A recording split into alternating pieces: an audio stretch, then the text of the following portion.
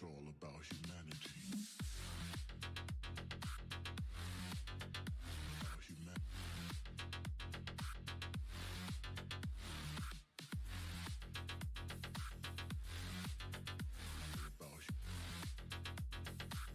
It's all about humanity.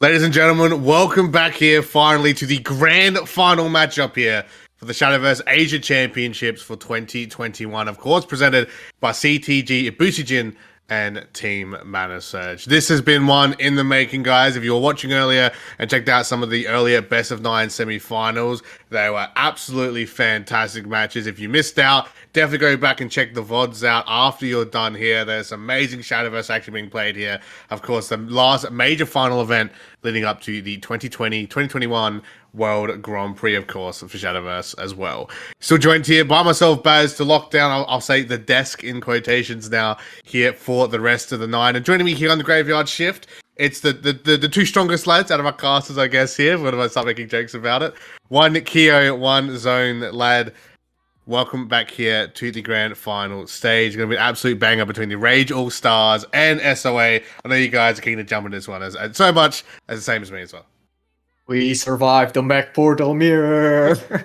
I mean, that's not just a mech portal mirror. That was like a mech portal war. Yeah, it was a whole warfare. Like, lasted 7 days. Oh my god. Oh my yeah, God. and well, this is a crazy lineup, right? We have like SOA. They're like the top of like their decel. They're basically the top of the cream of the crop in decel against a teammate of 5 Rage winners and runner-ups. Yeah. These are such incredible players. You see sort of the maybe like a bit of the difference between having like, you know, an amateur squad of like, you know, really well coordinated really team players. Yeah, and I'm not saying that these Rage players don't play on their teams. I'm sure they have practice squads, but they're more known for their individual performances, right? And you see like maybe if there's some secret sauce between the team formula versus the individual you know, regimen, so to speak. Yeah, and to make it even more interesting, these two teams have fought yesterday, and SOE took it by 3-2. Obviously, that was a different format altogether, but I mean, it just shows like there's even more coordination between the SOE teams. And just a quick housekeeping as well. If you are just joining us, as you said, right, Keo, we've gone from a best of 5 set during day 1's play to now best of 9 here, both in the semifinals and now currently in the grand final. So we've gone from 12 big name invited teams down to 2. Of course, those were big Japanese teams, international teams, and previous winning teams of the SA League as well. And no one to sneeze at. Everyone in this event was top caliber, and that's why it really was, right, guys, the event to play in or to be a part of and watch if you want to see the top Shadowverse action we've got here currently in the 2021 season. These guys are playing as well for a big 50,000 yen grand prize as well. Nothing to sneeze at either. Of course, coming through from a community event like this, going to be some big money going into these players' pockets going forward. And when we have All Stars, who were the other top team coming in from the end of day 1, and the likes of SOA, who are the third top team coming in as well, guys, this is going to be an amazing set going forward. As we're jumping into our first game here, it looks like it will be the likes of the Bike Dragon going up against the Last Word Shadow, which we didn't actually get to see in the last semi-finals. Of course, we saw Susie Shadow, but not Last Word. So, guys, take it away here. Our first match in this major grand final between SOA and Rage All Stars. Yeah, like if that's that blue check mark. Yeah, Yama. I know, right? That's how you. I think everyone has a blue check mark in their team. Yeah. You get that's like they've basically done the bare minimum to, or I don't know the bare minimum, but like they've done what you need to do to get one of those. Yeah. All right. And verified players. But yeah, showing SOA, up there. They stick to the plan. Go for Dragon first. It might be a bit more predictable. Maybe that's why. But like I say predictable, but as a Last Word Shadow player, this is one of the matchups that I really don't want to watch. Well, it's not. It's what you're generally afraid of is getting too much chip damage early, right? Because once you stabilize, it's kind of hard for the dragon players kind of just trying to they're just trying to get through effect damage. Yeah, the Gondas. Yeah, and I think right, the one thing that I'm kind of forgetting is that you no longer have Ceres in the Last Word Shadow deck, right? Because she was nerfed pretty significantly to take a lot of her sting out. So that's a lot of healing. That actually, a lot of healing. So Last Word Shadow and Suzu Shadow actually have similar weakness in that their early game control aren't that good. Like we've seen multiple times today earlier, that Suzy Shadow just not be able to clear a 2-drop or something similar. But speaking of the early game, this has to be a nice So actually, here's the question, right? Because you mentioned the early game, is this Omnis? I was going to ask if this is Omnis Tyrant or Skeleton Dreamer, right? They both represent different ways to contest the early game. But I think given that there's no board immediate threat, it looks like Yama's gone for the Omnis Tyrant, right? That Tyrant on 2 is such a classic play for this deck. You see Yeah, it time and time I again. would assume that if Miguru went for a 2-drop on 2, he would Yama would counter with a Skeleton Dreamer half himself. Like obviously Yeah. it doesn't feel that great to not play the Tyrant on 2, right? But like if you're facing a deck that can deal as much damage as Face Dragon, like what can you do? You have to play as Yeah. defensively as possible. Yama does have the best card in the matchup, though, I would argue, which is the Retracing the Past. That can that exactly. 2 to 4 It's like- healing and a bunch of last. I mean, it's just the healing really that can really add up a lot. But yeah, but the thing I was kind of eyeing was Skeleton Dreamer into Guiding Bellringer Angel, right? That like 2 into 3 can give you a lot of tempo to fight back if you're behind. But it looks like Miguru's instead chosen to go for the full ramp. Yeah, just ramp. Setup. Just ramp. He's Yeah, I running mean- pretty low on card, bro. Like talking about you mentioned the Bellringer a bit just now, and I was thinking that maybe he wants to go for a Bellringer evolve on 4 because that's that's very strong because you prevent the Face Dragon from just like ignoring all of your 1/1 1/2s that are coming from the Tyrant and just go face. Like they would have to be stopped by the Bellringer. Yeah. So I think that was the plan. That makes sense. I think so. Yeah, actually thinking about this, I don't really. So this is because I'm a bit dead set in my old ways with Last Word Shadow, but I don't really want to play the Skeleton Dreamer here. My argument, but it depends, right? Here's it baits out something to trade into it, which is good. That might be okay. But the thing is, if it gets killed, what's going to happen is you get your Lurching Corpse. Okay, well. I don't think. Yeah, it probably doesn't matter that much. But maybe that's not that impactful. Yeah, because that's yeah. Like So, if anything, 'cause, like- because of the Bellringer play that we predicted next turn, like having the 3/2 Lurching Corpse hiding behind the Bellringer Angel might actually be, like, give a bit of pressure, and your opponent is not doing anything much anyway, so you don't need to pop the Lurching Corpse. That immediately, at most they Yeah. will probably develop one card on the board, and a single Bellringer evolve will be able to save it. And speaking of Lurching Corpse, George's just got drawn, and it's one of the cards that Lurching Corpse is very good against because, well, if you That's try to true. George's evolve to pop the whole board, your George's is not going for that. And like with this hand currently held by Yama, he can go for a big Bellringer, and then if Miguru tries to answer with the George's will not be able to trade into the Bellringer. This is a really tough situation for Miguru, right? Because there's a couple of lines. I'm kind of eyeing the enhanced Rowan, which is kind of funny because you can use Wormfire Engineer to trade into the Skeleton Dreamer. Yeah, but the problem is you're left with a 3/2 rush on board, and that's just gonna get run over by your opponent's play. Ramp the only. Oh, okay. Oh, Ramp okay. into- So and this gets does the damage ping. Yeah, like that's the damage ping. Okay. So has to go for a Still whiteboard, going for a 50-50 here. Okay. Okay, he's the Oh, Dreamer. This okay. is actually a very good position. That's a better board than going for the enhanced Rowan. Yeah. Yep. Okay. Not bad. Yeah. The only thing, because I was thinking about holding the Dragon Oracle because you mentioned that he's low on cards in hand, but maybe this is just all the cards he needs to win the game from here. I mean, I did some And- talking. I and might a few- not be and a very few good top at decks. math. Yeah, I might not be very good at And a math, few but that doesn't look like 20 damage in hand. No, it's not. It's got Bike and Reggie, but the Curse of the Black Dragon can do some work. But yeah, double Bellringer here though is going to do like a lot of work to protect Yama's face if he chooses to go for that, among other options really. Yeah, So, because we did mention about like George just not being able to do much against this Bellringer. I believe the Bellringer will have 6 health if he plays it first, right? So mhm. even if the Georges tries to pings it, I guess he has the 1/2 still left on the board. Going for the Hell Okay, Unleash. it I looks- really he was don't looking like at this. his wicked. He was looking at his Wicked Rebirth, right? And the Wicked Rebirth was at 3. So what this lets him do is Wicked Rebirth the Lurching Corpse now to get the card draw, and then I think Yeah, but now and you then are he's more going to- susceptible to Georges, right?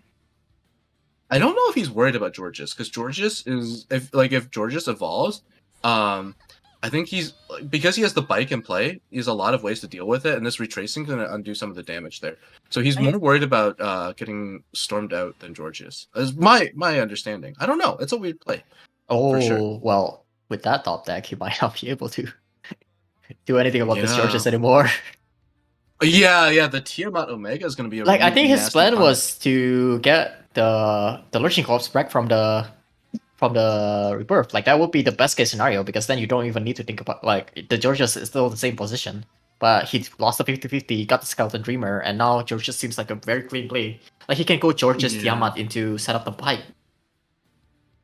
Yeah, it seems like Yama put a lot of value into drawing cards off of the rebirth on that turn, and then getting some retracing value in terms of his last word count. Like he's kind of going for a very fast game plan here, but it might be punishable by this George's Tiamat play that you're talking about. And And like, I would understand that if he has the Chris already in hand, but without Chris, I guess he has Linkstep Necromancer. That way he can raise a bit against the Dragon player. mhm. But I don't know if that is worth it. Because I guess in this game, like, depending on the game stat and the game state and the hand state, like, the longer it is, it's more favored for the Dragon or the Shadow. I think Shadow is okay if they can make it to Chris without having taken too much damage, right? But this is the thing, right? This Georgius is here's some damage. This Georgius can't be easily removed without a lurching corpse, and but like it's very strong. But I guess the counterpoint to it is that he is running out of card, not using that Tiamat for an actual body and just for a +1/+1 buff. Like, yeah, it looks very strong right now, but he can't really kill next turn because unless he top decks his Ganda. It's So the Gandagoza. yeah, he gets Gandagoza. Exactly. Gandagoza is not even necessarily lethal because the possibility bell of like ringer. double bell ringer, right? Or even Yeah. just a single bell ringer is really hard to punch through.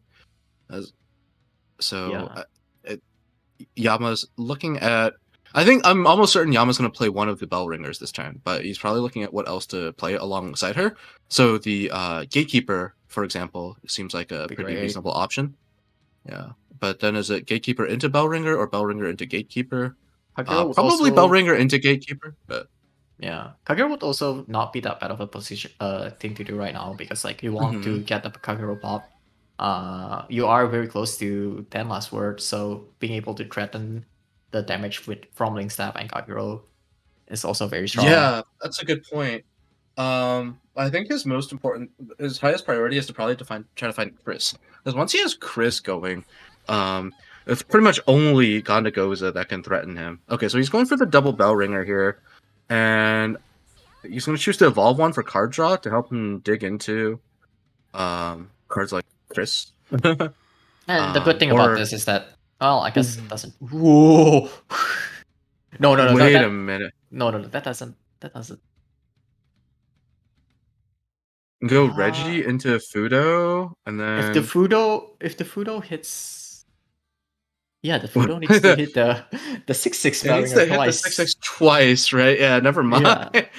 That's one of those things that looks really good, and then yeah, but even then, like the other barrier will still have a 0-2. Will still have a shield on it, so yeah, it's not even that clean. Maybe he's going for it anyway, just because it's 4 damage face. Yeah, but now he really is top decking. Yeah, but I mean, it's not like. I think his goal right now is to get the 7/7 face. Like, this Fudo is definitely evolving. Oh no, that's not even gonna. If you evolve Reggie here, you can clear. No, I think you evolve. You have to evolve. You have to evolve Fudo. Use the Reggie to break the shield and go for 7 damage, and you just have to top deck something. Like, you have to stop. Yeah. He's not going for. Oh, he's playing for board. He's just playing for. He's playing for. No, he's playing for face. Really playing for board. Well, this is slightly more board, right? There's two bodies on board instead of one. I guess you are still in range for Ganda to kill. Yeah. This way, but I would like to see him. Oh wait! Max damage. Kagero He- didn't get actually drawn in hand, so he didn't kill Oh anything. my god, That so interaction funny. always cracks me up. That's so There's the third funny. Kagero from the deck. Okay. And this is why I was thinking that he should go for the maximum damage, because like Mm, any healing right now is very dangerous, and I don't think like the board matters that much. Like this Reggie is gonna die anyway. Like right Well, I now, think- mm, Yama is outside of just a Ganda range. Yeah. Well, Ganda and then just curse hit face, just Yeah, full just send be a it. good player. Yeah. So right now, I guess Um, he's going for he's gonna gold mine this, get another gatekeeper. Yeah, gatekeeper. Yeah. And as which his is side for more one more healing. heal. Yeah. I don't think he needs to kill the gatekeeper off this turn. It might be. He could make another gatekeeper again with the Iron Gold Mine Necromancer for even more healing. Oh, the Evo? Okay, I like that. Okay, Yeah. yeah, and then that leaves a ward up, which is really good. Yep. Yeah. Yeah. And then the gold mine on like oh, I don't think Just you're giving you okay, that the line, phone yeah. fanatic emptying hand I like that a little more because you don't want to Strategy. you don't want to deny you need the top of your deck, right? That's the big thing. Mhm. And if he overloads his hand, he won't get because his hand right now is probably not good enough at the moment. Although You that's have assuming the faster. dragon player draws live, and yeah, this is not a live draw for Miguru, but he Yeah. does have some time. Faster. I guess so. He would take 8 here. Mhm. So like Yama would need to present at least 4 damage on board to not get punished by a board lock. Yeah, he needs 4 extra damage, right? Because he has Yeah. 8 on board. So Yama has the link staff, basically. Yeah, and that would Yeah. basically shorten the life of Miguru to one more turn. And if Yeah. this Curse of the Black Dragon doesn't hit face, it means that not even Ganda is lethal Okay, here. he's reducing his risk a little. He wants to. Okay, Okay. that's interesting. Oh, there's the Oh, Chris. the Chris. Oh, Oh, by his the, face! the Chris hit face. Wait. Wait. Oh, wait a Wait a minute. minute. Wait a minute. Oh, Link Staff is that's not enough. No way, It's that's not enough. 2 link staff is 10, right? So it's It's 1 15. 15. So I think it's link staff and Chris. So So dude, like, you you have remove to because all your fellers gonna have ward. You don't need the 5/5. You just want to get Mhm. more damage in here. I think that's it. The only thing to think about is whether or not you can get extra healing, which is so it could be link staff. So, because you can't. The other line would be Link Staff into. it would be links. Well, what you would do is link staff, Gatekeeper. gatekeeper, and then kill the gatekeeper, which is the other line to consider because it's how important is a full board. Okay, that's what he's going Yeah, for. because like the ward because- won't do anything to Ganda, right? Like you only guide The ward Ganda. doesn't. Yeah, Ganda Goes is the only card he has on his mind now. Yeah. Yeah, And 'cause you don't have to- Roy will not kill. Roy doesn't matter. Yeah. Ah, Oh, it's Georgius. George's is That's- enough. It's not enough. Baby, if he was slower, there would be a Yeah. chance. But yeah, like the trade earlier, just coming back to bite Miguru here. And I don't think there's a way out of it. Like he didn't top deck well enough. Didn't find the Ganda. You needed Ganda. You needed Ganda and another curse to hit face.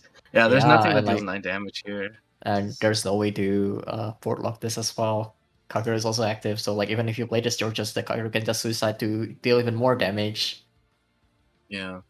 So unfortunately I think it would be it for Miguru, and like now SOA has to think about what they would queue next. Mm-hmm. They let the Last Word Shadow go through, and this like matchup where it's supposed to be favored for Bike Dragon. So, Is it? I think it's actually pretty close, right? It's generally considered close to 50-50. I think like but if you factor that they went first, then it's slightly favored. yeah, that's true. Well, Yeah, too much ramp, but- no card draw. Yeah. What a way to kick Yeah, off I mean- the first match in the grand finals, right, gentlemen? Jumping into that one as well. It was definitely not slower than what we were used to seeing at the end of last series, right? But as expected, of course, coming into the grand finals here. But I do like that there was similar shades of the first semi-final that we had seen, right, where SOA had kind of started with that Bike Dragon, right, and tried to get that aggressive advantage. But this time it seemed like the Rage All Stars were able to match that and take it back to the guys from SOA. Well, I mean, yeah, they were playing on a knife's edge, right? The Rage All Stars. They basically were always just short of some sort of lethal setup from a top deck like suicide. Guru. Yeah. So like they're really playing to their outs, and I think it shows. Like because we talked about some of the alternative lines they had, which might look good, like playing Chris instead of the heal one there. But when it comes down to the specific card that you can lose to, it just doesn't. It's not impactful enough. So Yeah, it comes down to just Yama knowing everything that Miguru has in hand, which is like the only the Rowan spell for almost the whole game. yeah. And that can really help on like predicting how many damage your opponent can do. Because a lot of like maximum damage combo from Bike Dragon is 2-card combo, and when your opponent only has 1 card, it's so much easier to play around it by just healing that one little bit of HP. No, I think a little credit where it's due, or maybe the opposite, is Yama did pretty much draw the best cards in that matchup. Like, right, the Bellringer Angels did a lot of work. Tyrant on 2 is great. It's not like Well, they let's both, not forget they both about the drew, Gatekeeper into the multiple gold mine for multiple turns in a row. Yeah. was That's a quite lot sick. of healing, but like Miguru had a really strong start too. That's the kind of ramp start that you hate seeing on the opposite side on ladder. So it's just, I think the power level of the decks firing on all cylinders is showing. And then do you think that last word Shadow, like, I guess obviously they don't know what decks are going into until they're locked in, but do you think it was like, I don't want to say the most perfect lock-in deck, but definitely up there for trying to match Bike Dragon and like being able to survive their tempo and just really just lock them down? Because we saw, right, towards that late game stage, Bike Dragon had nothing, right? No hand to play with, no other cards to play with. And the last word Shadow, I mean, it's just out here, just chucking cards left, right, and center, controlling that board and keeping it locked down. Yeah, I mean, like at that point, Master Shadow just needs to break that they don't die to maximum damage multiple times. Yeah, the Bellringer obviously helped mitigate quite a lot of damage, like literally 11 damage, just making the George play absolutely like non-factor. Yeah. But like It's it was not- still a very scary game for the Last Word Shadow. Obviously, like multiple Gundam top deck would just finish the game right there, and then double Heady. Bellringer be like, you'll never reach. Nope. you can't cross mean, this. Yeah. either you have the Ganda or you don't have the Ganda. Good old That brand new was- Ding Dong to the rescue, right? It always seems to be a very Like- well. She's right. She's a huge staple card in essentially most decks now, right? And it's showing. I mean, if you Yeah. hadn't seen it before, haven't seen much new expansion, you're seeing why now, right? In so many of the major matches, such a great card, whether it's survive and be able to prosper later on, or being able to, I guess, lock down your board and make sure you're able to keep that tempo going on as the game progresses. Because we're getting ready now, guys, for our second grand final match. Sorry, coming out here now between SOA and Rage All Stars. The Last Word Shadow deck is out for the likes of Rage All Stars, but there's still plenty of matches here to go because of anything to go off of. Looking at the past two semi-finals, we could be looking at a full best of 9 set here. So I guess where are we looking at fitting next, guys? What decks do you reckon these teams should be bringing in next to the second grand final matchup? So like the biggest question right now is how will SOA approach from this point on, right? Like they have the plan. It is to get the dragon out as fast as possible. They lose one, and like do they do the same thing as what we were doing today and just try to power through with this dragon deck until it goes out, or do they take a step back now? Like it's very hard to go for this type of prediction because at one point you want to give the players some time to take a break, but like that might make it more predictable for your opponent. They're like, oh, they're probably not going for dragon twice in a row. Like, so maybe you throw the dragon away. Yeah. And sometimes it varies from player to player. Some players I think like to run it back again and again, and some players like to have that bit of a break. So that's interesting. But I think if you think about it from a lineup perspective, right, having just two dragon me and losing to Last Word Shadow means that as SOA you can think about whether or not there are decks that you would not want to queue into Shadow that you can bring in. For example, I think Machina Portal is one that tends to have a hard time winning against Shadow once it gets into the late game. So you can consider whether or not you want to queue up Machina Portal now instead of your Dragon, because it's one of its worst matchup that isn't Forest is now out of the way, and you're not going to reliably win against Forest. So basically, like its worst matchup. And that's something we were so talking about, I want to say, on the desk as well, right? Where that second Forest deck is going to be so important, right? For being able to get. We were saying at the end of the day, really, it's more of like, we'll say, the easy W compared to a lot of other decks, right? It's a more of a guaranteed win if you're able to get that deck running. Is there any other decks like that you think these guys might be able to look to relying on to try and get some tempo back if they fall behind a little bit in the series? I mean, like we talk about like the Forest and the Shadow, right? They did get the Shadow out, and now I think they're like, I feel like this is too with the Shadow open, it kind of shows that Rich All Star is going to go for a more aggressive push, like going with the strongest deck first, and then like leaving more life for the worst deck, like Yeah. per se. And so this is like two different ways of like judging between these two, like which one is better. Yeah, really can. Oh, go ahead. Sorry. No, you good times. Go for it. Oh, I was just gonna say, I think the margins between these decks are actually so thin that you can probably just consider it as, do we want to send in Forest or not, and then kind of like roll the dice from there, so to speak. But you can take your time to sort of like try to psych out your opponent. There's some like ups and downs, right? Like Blood into Portal, or Blood into Dragon, for example. We've seen that matchup a couple of times when it's like Blood is Blood favored? Is it not? Blood is slightly better, so maybe you can try to snipe that. But then what would you do if you had Blood into something like Rune or Forest? Is it that bad? Like, it's not the end of the world, right? But then if your opponent wants... I think Blood is like another deck that is like can basically win against everything else. You just need like to get like the good hand. Mm-hmm. This is one of those decks that can kind reliable of number back, 2. Right? Yeah, but it seems to be sort of like one of those decks that if you kind of like have a brain fart with it or for bricks, you're kind of stuffed, right? And it's pretty much guaranteed win for your opponent if things go very, very wrong, right? It's not really a deck you can come back with too much. But enough of that. Enough about the analyst stuff. We're going straight into our next grand final match. It will be a second Forest deck coming out from the guys of SOA, sorry. Rage All Stars, they're queuing up that Muck in the Portal. They want to get rid of that one a little bit early on, as opposed to a double mirror match at the end of the best of 9 set, which hopefully won't be seeing this time around. But guys, take us away here. Our second grand final match between SOA and the Rage All Stars. So we've all seen the 5 Mac Portal match coming from SOA. What we did not see is that on the other broadcast, All Star was also in the similar position. Their Mac Portal actually lost 3 games in a row. Wow. Oh, fortunately, they did won the very last one. So we have actually 2 different lines of play here for Alpha here. Alpha, I think, yeah. So I think with the possibility of Fuse Tree here, he's going to go for Fuse Tree on 2 rather than the Blast Fairy into Phantom Bloom.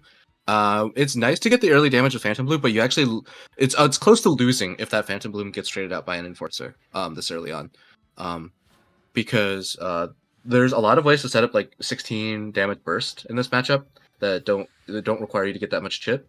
And so getting this card draw here, I think, is generally going to be a lot more payoff. In fact, he gets the Alberta there, which is a nice turn 3. Yeah. It's quite interesting as well, because this is the second time that Alpha is doing this matchup today. Mm-hmm. And he took I think he didn't have the tree. He didn't have the tree last time around. Yeah, so yeah.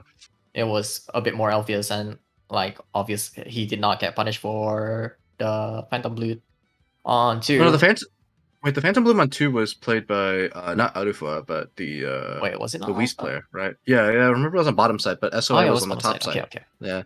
I was confused about that. But I'm gonna point out something here, so to distract from our deliberation mistake, there, is that this Quixotic adventure on 2 is really interesting. So one thing that's interesting about the All-Stars deck is that they're not playing the Calamity's Genesis package, and I think they cut something else as well to make room. I'm not quite sure off the top of my head.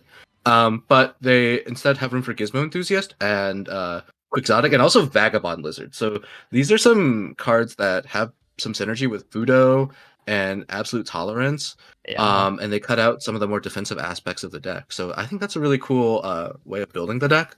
I don't know how well it'll pan out, but given that they've made it this far, it's got to be pretty good. Speaking of like multiple choices as well, like there was also multiple choices during that turn for Alpha. He chose to go for the setup on Alberta, but like going for Blast Fairy into Phantom Bloom was also not that bad because you have the Phantom Bloom behind a ward. No, I think it's the same problem, right? Because if they have Enforcer, the same reason you didn't Phantom Bloom on 2 is the Enforcer still punishes that the same way. Yeah, but like you have a ward to protect it from the Enforcer. Well, no, because Quixotic, what happens is, oh, you're talking about shooting because you shoot down the Quixotic. You're right. Okay. Yeah. I think it's just the choice not to do that is just that getting Alberta set up is basically free. I mean, like worst case scenario, you could have like used the Phantom Bloom to trade and then get the Alberta up on 4. So there was like consideration for both line. Right now, though, having the Blossom in hand is actually very good right now because this will make Blast Fairy go to 4 damage. Wait. I don't know about that trade, my friend. I think. Oh, okay, he's not going for a Phantom Bloom here. Just want to he wanted the board space for Alberta. Yeah. So this is good. Yeah. This is good because he wants to get his Leaves play count up as quickly as possible. Yeah. He's eyeing the double Seka in hand already. It's very important to not eat off your own Alberta off the board. Yeah, this is gonna make it all the way to 7, and with Phantom Bloom already in hand, like if he can get to 10 before playing the Phantom Bloom, he might be able to just start stacking the Resolve in hand, and that would spell a quick end to this game. Yeah. Especially if you can get it before the turn 7 when Invasion would come out. Like he also haven't seen Kanata use anything into Baphomet, so he doesn't even need to think about Thumbtickle, at least for now. Yeah. Definitely tentacles are definitely a big concern here. So one of the things is that this matchup, if you get an Aria Evo, that's usually like lights out for the Portal player. It's basically free at that point for Forest, but without an Aria, the tentacles are actually really hard to punch through. Like the 2/4 stat line, it eats up so much of your damage if you can't just run fairies and wisps into it. So definitely gotta play with that in mind. And no Ramiel here for is it or Kanata? Or Kanata, yeah. For Kanata is that's gonna hurt. That's gonna hurt him a little bit in terms of how quickly he can get out here. But honestly, he's probably gonna be able to set up Baphomet to have 6 play point turn 6 tentacles anyway, which is when they start mattering because he hasn't taken that much damage yet. Yeah. So, like thankfully though, because of the draw that Gizmo provide, he's able to find a mech for Baphomet. He needs to find time to play this Iolon. Like ideally, he wants to go for Fudo next turn into Spinner's turn. You know, we talk about this multiple times today after every single mech portal games that we casted today. That they are a deck that wants to play on curve, play 5 cost on 5 drop on 5, 6 drop on 6. Yeah. And now with the Harvest being drawn here, he is very close. It's gonna be at 7 with the 2 fairies dead. If he can get Alberta up this turn. I think about Blast Fairy, Phantom Bloom, Fairy, which gets Alberta out. And just do a suicide trade with one of the fairies. The downside to that is it uses up a Phantom Bloom. Yeah. Which is a lot, like that's a lot of your damage. So might be a better line. He's thinking of do we use up a Phantom Bloom here or do we use up a Seka, right? And like between the two, which one do you value the most? It's most likely gonna be the Phantom Bloom. Yeah, I don't think you ever use up the Seka, but okay, this is interesting. I think he's fast.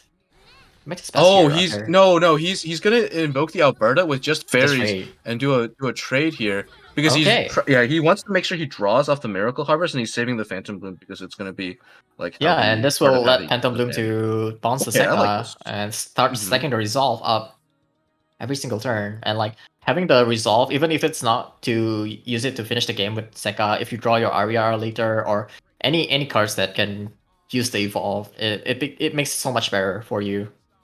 Yeah. There's actually another case here where he may just have to use the Sekka Evolve to punch through some things on the board here. Like, he doesn't have to worry about Magister or Dreadnought in this matchup, but like if Fudo sticks, we might just have to use Sekka Evo to deal with that, to avoid taking too much damage. So, Yeah. Oh, there comes speaking of Fudo. which, there's the Fudo. Yeah. He's a 0-1, This so Fudo's the one gonna wants get to a survive. lot. There's gonna be a lot That's- of damage. That's minus 14. Yeah. Yeah, 4 times 2 plus 6. Yeah, I Yeah, still can't do into math. Spinaria, that's pretty scary.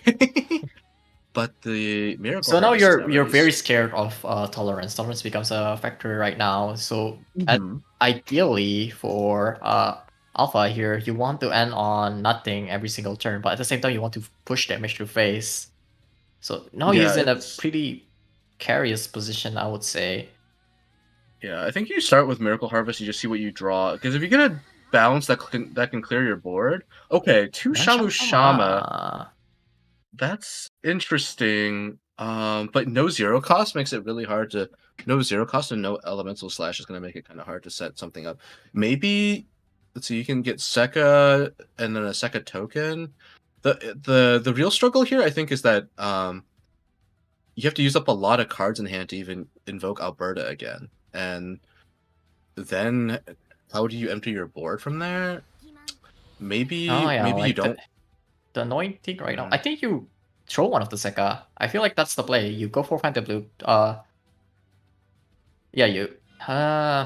He's going for Evolve Sekka right here, but I was thinking that he bounce the Sekka, replay it, and then just play it again, evolve it. That will invoke the Alberta. I think he's well, he's evolving the Sekka first. And then what's he gonna? And then he finishes off with a Is Shamu he just Shama. gonna double Okay. Shama here? No, I don't think so. Because he needs enough cards in hand. He's also running out of time, but I think he was thinking about whether or not to use the second Shamu Shama, but the reason not to is he needs to invoke Alberta again next turn. The thing, no, he doesn't need the second Shama Shama to invoke Alberta because you have multiple Sekka in hand. You can get to 4 cards very easily. And the maybe problem he with just did it this 'cause right now he- is that he's at 17, because he didn't play the Shama Shama over 18, and if he was at Right. 18, there was some line that would enable him to activate Sekka. Like he could suicide the 1 Sekka in hand, that will get them to 20 if he invokes Shama Shama. Not Shama Yeah. Shama, Sekka, Alberta. That's a good point. It could just be that he ran out of time for the play, and that's gonna hurt him. That's why I was thinking Yeah. of replaying the Sekka over to Shama Shama. That way you push more damage with an evolved Shama Shama instead of a normal Shama Shama. But let's see, like right now, he still needs some help. There are some still top decks that can help him get to 20. Miracle Harvest is obviously one of them. Yeah. Worst case scenario, he can just use the Shamu Shama as like a 1/1 rush to suicide themselves, get like Wait, no force him to get to Spinaria. 20. That's gonna be good for Well, Spinaria is not a full clear, so that's probably why it didn't get played. Oh, there's the Vagabond Lizard. This is also not a full And- clear.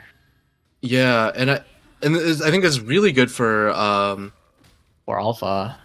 Alpha here that there's no. Okay, there's the tentacle setup. Okay, Yeah. so, but does he have enough damage to kill here? This is getting Another Alberta!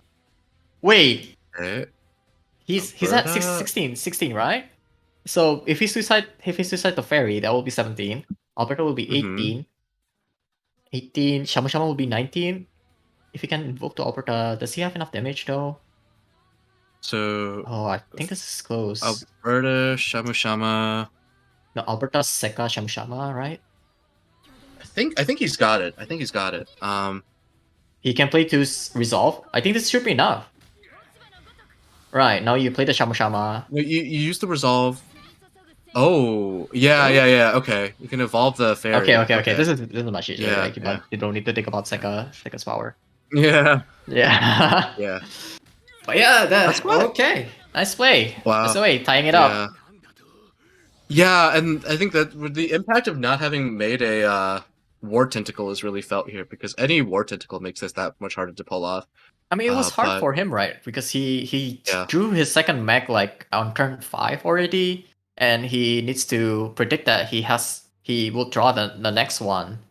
So yeah, I think it goes back to like turn 2 or 3 where he had the choice. Turn 2 where he had like the choice to commit an Iolan, instead of the Mega Enforcer.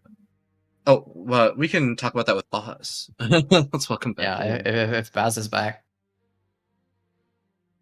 Oh, okay. He's he had some Australia issues. Okay, so yeah, I was Australian thinking about. issues. Hey, Just for context, real quick, I had to kill a spider the size of my face because I Okay, didn't think that anyone sounds would like an Australian issue. That's definitely an Australia I'm kind of playing like real life Shadowverse right now. Like it was very fun. So. No, Baz, Sorry about the that, but Blackcraft hasn't played yet.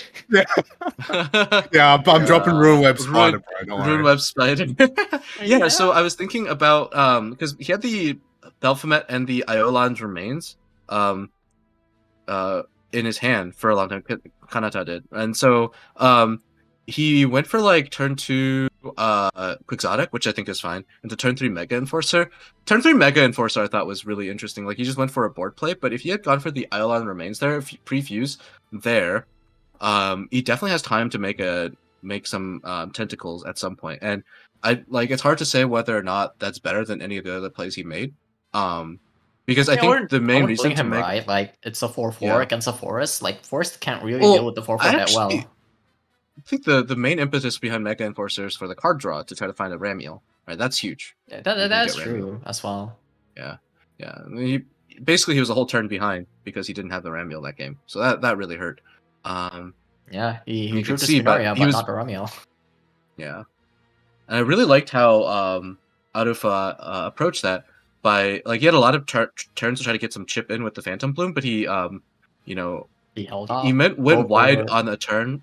He went wide on a turn with it, right? When it wasn't the perfect play, but it was good enough to make it really hard for Yeah, he Kanata correctly to- identified with the double Sekka in hand that he needs to get to 20 play as fast as possible. That's why he keeps on trying to invoke Alberta as much as possible just to get to 20 play. Like it ended up paying off because he also drew the Miracle Harvest, and so that's very strong. I think you build up him as a very strong elf player from the SAL, and it's really showing right now.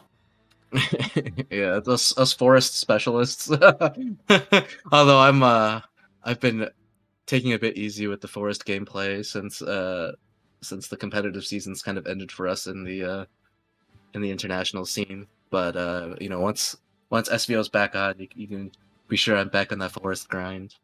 Bruno Momo would be very, very happy with that, with the forest stuff, as you talked about earlier, right? Just so go-to now, no longer blood player, now forest player. So she'll be great to see that when she wakes up later on in the day. But guys, we are getting ready for our third semi-final matchup here. It's gonna be fun. Are we seeing the mech portal mirror? Are we getting it? It looks like we're getting it. It's we not the best design special. We It's just the got best a report from both teams, and it seems they are going for a mech portal mirror. Much Although to we might our see, dismay. We're gonna see a slight change of arms here. Change of staff. I don't know. It's not really staff. Change of players, basically. So change of players player. coming through, Yeah, yeah. they've, But even still, right? It's going to be, again, there's all the memes about, right? But it is going to be a good test for the players, right, to see who can manage their resources better, right? Obviously, this is outside of if people brick and you get better draw and yada yada. Hopefully, this is what we'll look like. But it'll come down to those resources, right? Those key moments where when do I need to drop X follow? When do I need to look for extra damage to try and get tolerance earlier than usual, right? And is the Belphomet setup going to be worth looking at here in this game? So there's going to be a lot to come down to, right, guys, in this mirror matchup between these two, and hopefully maybe get a tempo advantage coming through for these teams off of this game potentially. Yeah, it's interesting that you say that these teams are now very even right now, and the one deciding match to see who is ahead in this match is gonna be a mech portal mirror of all things. And SOA, they might be cheering a little bit more, right? Because it was that mech portal mirror that got them to the grand finals, right? Against the likes of Wiz. Yeah, it might not be the same team, and arguably you could say the Rage team is stronger than the team they versed to get here in Wiz, right? But they've already got a mech portal, we'll say warm-up mirror match, right, in their back pocket. That was fairly recent as well. It wasn't even at the start of the day. It was the end of the series as well. So Okay, so we'll just have to see which team will come out on top. But lads, I'll hand it back to you, and I'll be here this time. No more fighting spiders for me. I'm back in the game as well. But here we go. It will be the likes of SO8 taking on Rage, Mech Portal versus Mech Portal. And I will say the leader choice, fantastic as well for that mirror match. Oh man! Oh my god, it's a lore match. The lore match, the role players, and host goes first, but Ramiel in. Oh my there's god, the tolerance, Ramiel got his hand. There's the tolerance, but these are the best. These are the cards you want to see for. Oh, but there's the tolerance in as well. Oh my goodness! This is a race for the You second might- tolerance. Let's go. Yeah. But we talked a bit So- about the difference between these two lists, right? Kanata Yeah. has the Quisote. Meanwhile, the Shadow Amaru here, I think he's using the same list as Mamedori earlier today. Yeah. I think I got the name right. Mukidori, but he's just subbing in for Mukidori with the same list, I believe. Yeah, I think he has the same list. That's why we saw the Combustion Demon on the Mulligan, and he also has the 2 Genesis compared to 0 from Canada. And well, double Spinaria.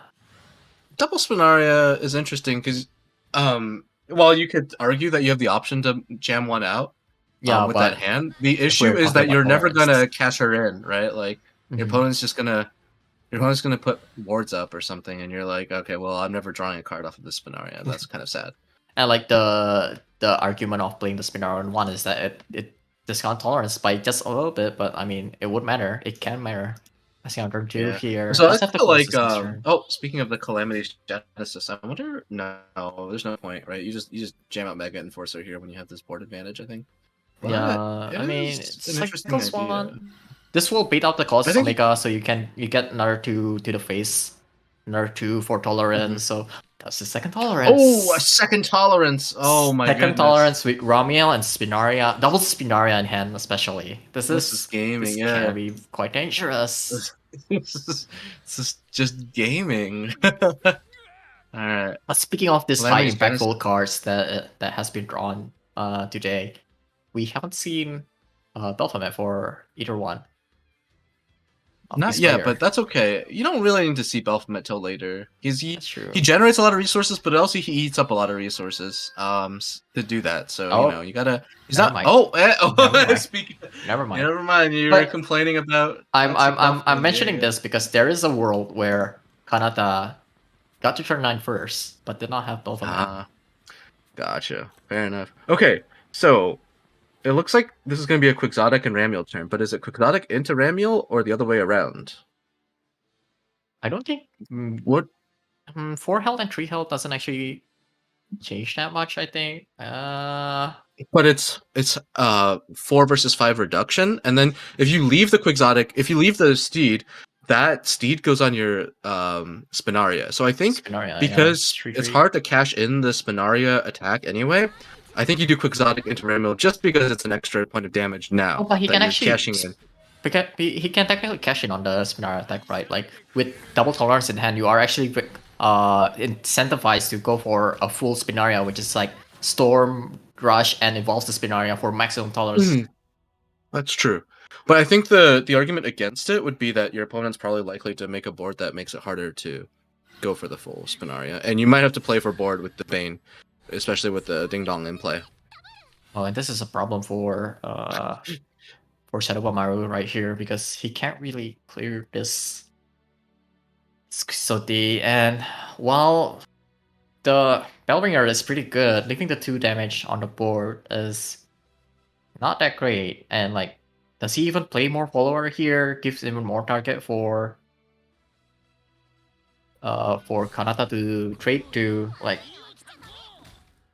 I think they can't see each other's hand, but from our perspective, it is quite clear that Kanata doesn't have the Baphomet yet. So like, if Shadow Mamaru doesn't die to the double tolerance, he would have this game in the bag, but doesn't know that. he's just out of range of double tolerance right now. But I think he's not too worried about double tolerance.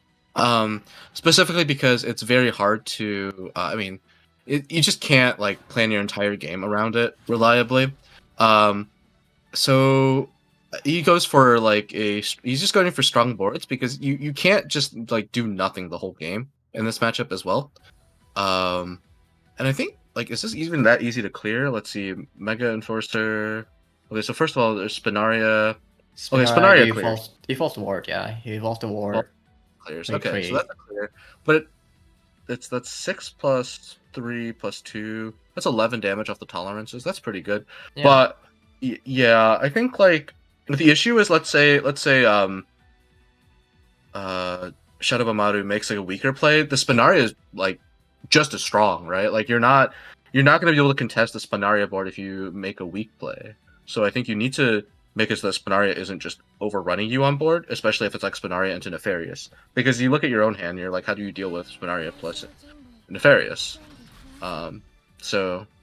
Oh, interestingly as well for this matchup specifically, like the untargetable is actually very strong against something like a double tolerance turn.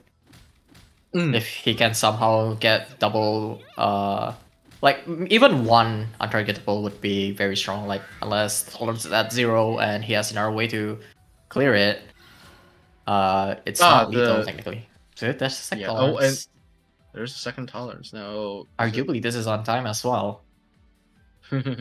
Yeah, I mean everything's pretty timely. So you go Spinaria this turn. Let's see. If you play your own Spinaria, you can definitely you can empty your board, right? That's the big thing. Evolve Spinaria. Can you? No, you can't quite. You can't quite. No. I mean, you can, but you would have to leave the Spinaria up. Which, yeah, I don't think. That's depending worth on it. your it could be worth it, it could not be worth it. Like, let's see what he does here, because okay, this is the play I had in mind, but yeah, you can either okay. Oh, wait, he's going for the for the empty the Spinaria. Okay. Because the defense on display is that not only you are reducing your opponent tolerance by not giving him any target for the Colossus Omega, you also increase the value of Combustion Demon next turn. In theory, because we both know there's another Spinaria coming, so Combustion Demon is actually looking very bad right here. I think so he's gonna set up a Baphomet prefuse just in case, I guess, because the Nefarious Invasion is also gonna be reasonable into another Spinaria, right? Maybe okay, maybe not actually. Depends on what Kanata choose here.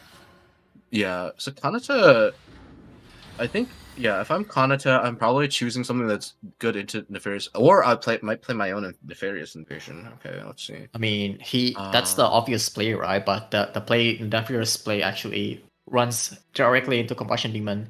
It will be 20. It will be 20 for 20 damage.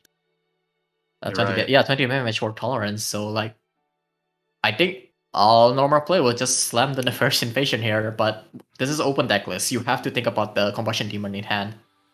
Yeah, and your board getting full wipe by combustion. Well, if you go Nefarious Invasion and pre-evolve the War Tentacle, then it's a little better. But I don't think that does enough, right? Because that's only doing. So here's the thought: Nefarious Invasion pre-evolve for 8 damage Storm lowers your 2 tolerances to, or 8 damage face. That's tolerance to 8 damage 6, face. 11. Not good enough. Wait. He that's has 11. He has Colossus, right? 3 cost tolerance. 8, Yeah. 2 3 cost tolerance. Yeah, that would be enough. That's enough. I think that might be the way to go then, because you're not too worried about Combustion Demon if you can just kill yourself. If you kill them yourself. Kill their opponent. Kill the bears. Yeah, kill the opponent instead of the Combustion Demon. Yeah. But no, he's gonna go for. He's gonna go for the Spinaria, which is super safe into Combustion Demon, and he's gonna hold the Evo as well. So he's actually trying to slow roll a little bit. Another. This does give the option for Shadow Bamaru to go for an invasion of himself. Yeah, that's why I was thinking if you Spinaria, you might want to Evo something to make the. Well, there's not a lot you can Evo to make the invasion good, I guess. So. The invasion worse, rather. Okay, so this is. Now he can go for an invasion of himself. What is the best way for you to get tolerance active here? Like as much as possible. I mean, just invasion would put it at. No, invasion would be enough if you evolve the War Tentacle into their War Tentacle. Yeah. That's that gives you 2 0 cost tolerances, but if you use that Evo, I don't think you can win. Right, that's the problem. Because you no longer have an Evo face. Yeah, but your opponent's that low. If you go for Nefarious Your opponent's Invasion, okay. You're right. You're right. he Yeah, will they still don't be at feel it as 12. much. Yeah. Oh, and they're only at 8 play points. Right. So Now the problem with that is we know Shadow of Amaru actually has the second Nefarious Invasion. Okay, never mind. He threw the second Enforcer, so not even the Warden people would Okay. be able to fit it. Wow, to that's cover for him. what a hand. Yeah. He could So- even go. Wait, he could even go Enforcer, Mega Enforcer, get to recover an Evo point. Yeah, that might be actually be That's a better. little unnecessary. I don't know if that's okay. The Nefarious Invasion is simple enough. I think this is good. Oh, A triple third Enforcer! He's gonna kill every single Dude, ward in okay. his way. Nothing will. Oh, okay. nothing will stand I don't. between them. That's. Oh my god. Shadow of Amaru's in a lot of danger here. I don't know about a lot of danger. I think he's dead. 2-0 costs right now. That seems a little dangerous to me. I don't know about you. I his consider his death only pretty hope was dangerous. just this Nefarious, but it's no longer enough. I don't think there's any way for him to Yeah. get out of this. Oh my goodness. Yeah. He just has to slam the Nefarious, right? But like the tentacle's gonna get enforced down, so Yeah, Yeah. it's a triple Enforcer in hand. jeez, triple Enforcer. Yeah, I mean Oh, Yeah, I was yeah. going to mention how like the tolerance might be stopped by the 2-4 tentacle, and he drew the second one. Apparently, In fact, it wasn't he's not enough. He's not even trying the Nefarious. He's just like, all right, show me your tolerances. I won't tolerate this anymore. Yeah, I mean that's fair, right? Like at this point, we're just Yeah. okay. Either he tolerance or he buffled at me. Nothing I can do. Astro Ramil, here it comes. There's tolerance number 1 and tolerance number 2, and that's game. Oh, You know my what's goodness. surprising? We've seen at least 5, at least I think 6 Mech Portal game, and this is the first game we saw double tolerance comes out. Yeah. And it's in the most mirror, funny no thing less. is, yeah, both players have double tolerance. They're More all, tolerance they in are all one hiding, game than in and the- they just came yeah. back for this game alone. I'm just Well, gonna say, lads, I'm terrified of those enforcers though. That enforcer gang. I mean, the rolling up 3 in hand. I'm like, all right, you can have the win. I'm out. I'm gone. you don't even need to have come the down. fucking ring, man. Like, they didn't even need to go out. Exactly right. It was an easy lock-in at the end of the day, but big win there. Gotta say, not too surprised to see how the match played out. It's very similar to the mirror match we had in the semifinals, where it's literally turn by turn, right? Just building up to who can get those tolerances active, who can try and get the best board control. And it seemed, of course, at the end of the day, to go to Rage's favor in that particular matchup there. And it's going to be a good one here, I think, Zones. I mean, after that one there, it's now going to have a slight Yeah. lead, I would say, in the side of Rage's favor coming forward. Yeah, and it's nice to get that Machina Portal coin flip out of the way. I mean, we all basically acknowledge that that's a coin flip, and when you're ahead by a coin flip, that's just more chances for your weaker decks to get through now. Especially because you consider that SOA still has to get their dragon through. They got their forest through, which we consider free. So SOA basically not only is behind on the mirror, they're also behind on the quality of the decks they have to push through with respect to each other. Or these are all fine decks. Yeah.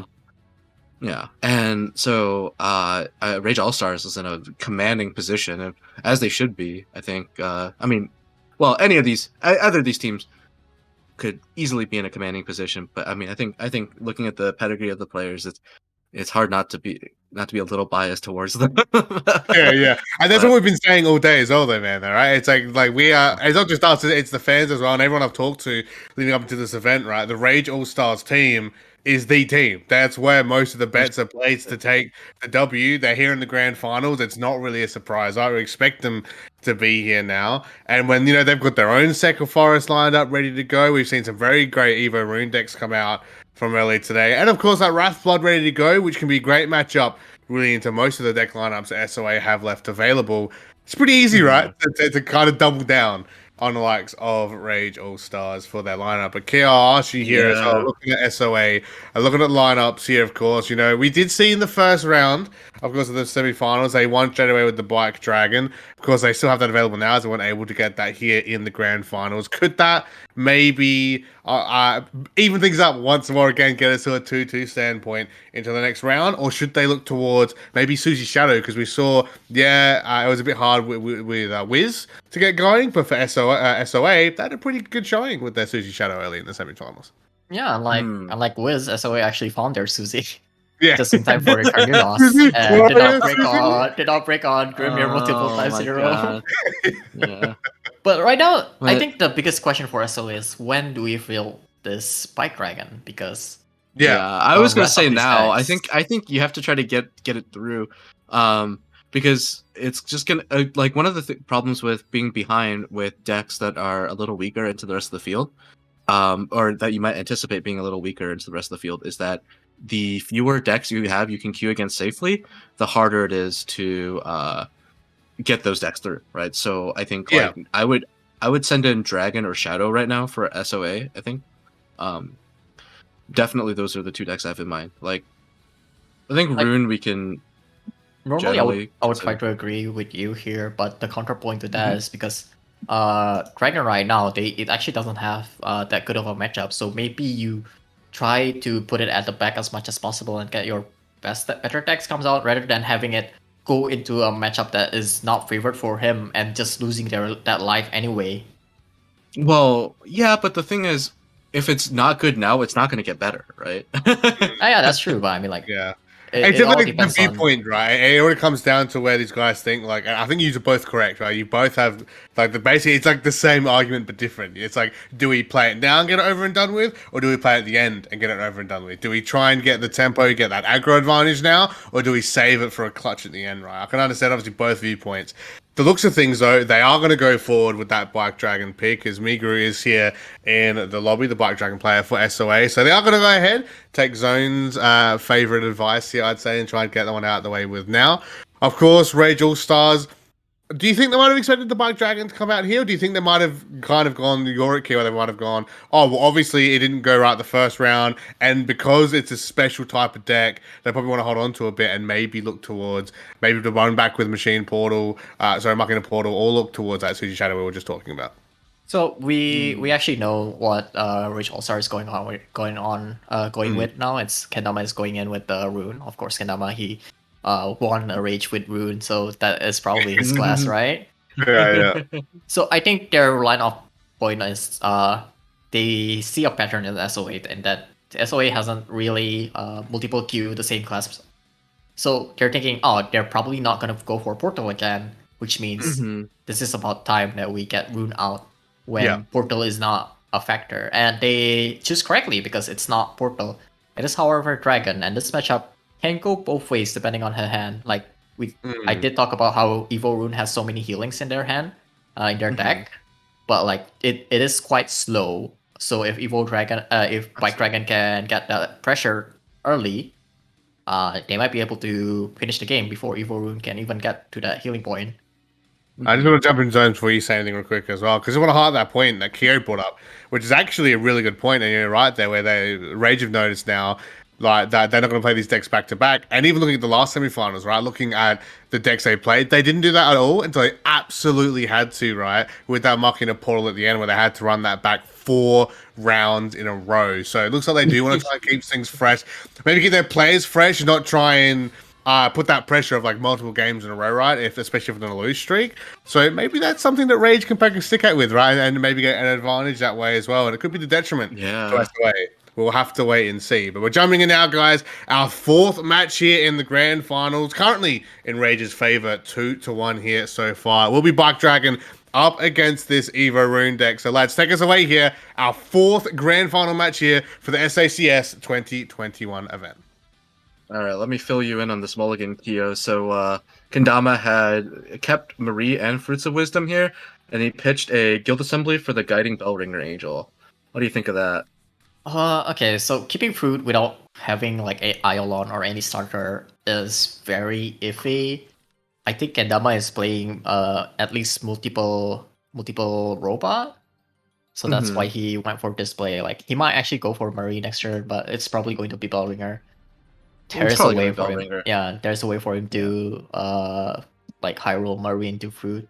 He did draw the second look, fruit, so that does can help. I'm a little worried how he might contest Quixotic into Reggie at this point. But if he draws another Machina, then he'll be fine. But that's definitely the concern is if you can't kill the Reggie the turn she comes out. Oh, he's going first, so maybe Yeah, it's he going might be first, so fine. he does have time. He Yeah. has one more extra draw. Worst case scenario, I mean, like history drop can just trade into Reggie. Yeah. Just looking like what it's gonna be, because I think if I'm is he really Dragon Oracle? Because I want to do Quixotic Reggie. I want to go Quixotic. I want to kill the Spellringer as fast as I can, man.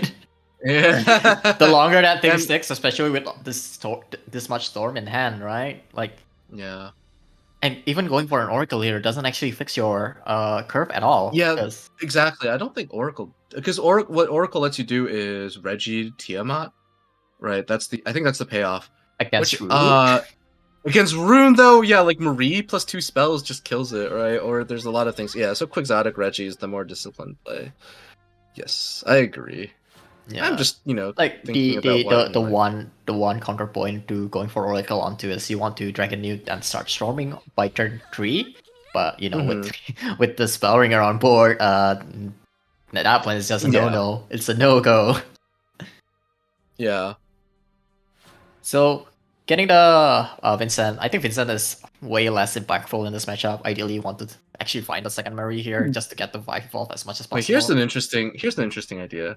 All right, we can Ignis Dragon here, and then go Reggie Tiamat, with like an evolve and Tiamat like evolved Reggie or something the next turn. Now the only reason to do that is to try to be clever around the Gunslinger, since the Gunslinger's already killing Reggie.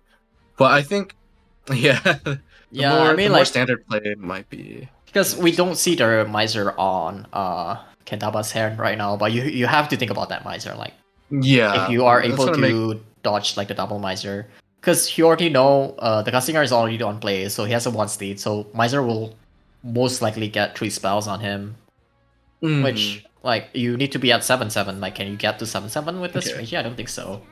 This is a discipline play, and yeah, that's gonna match the board now, and that's gonna be pretty good.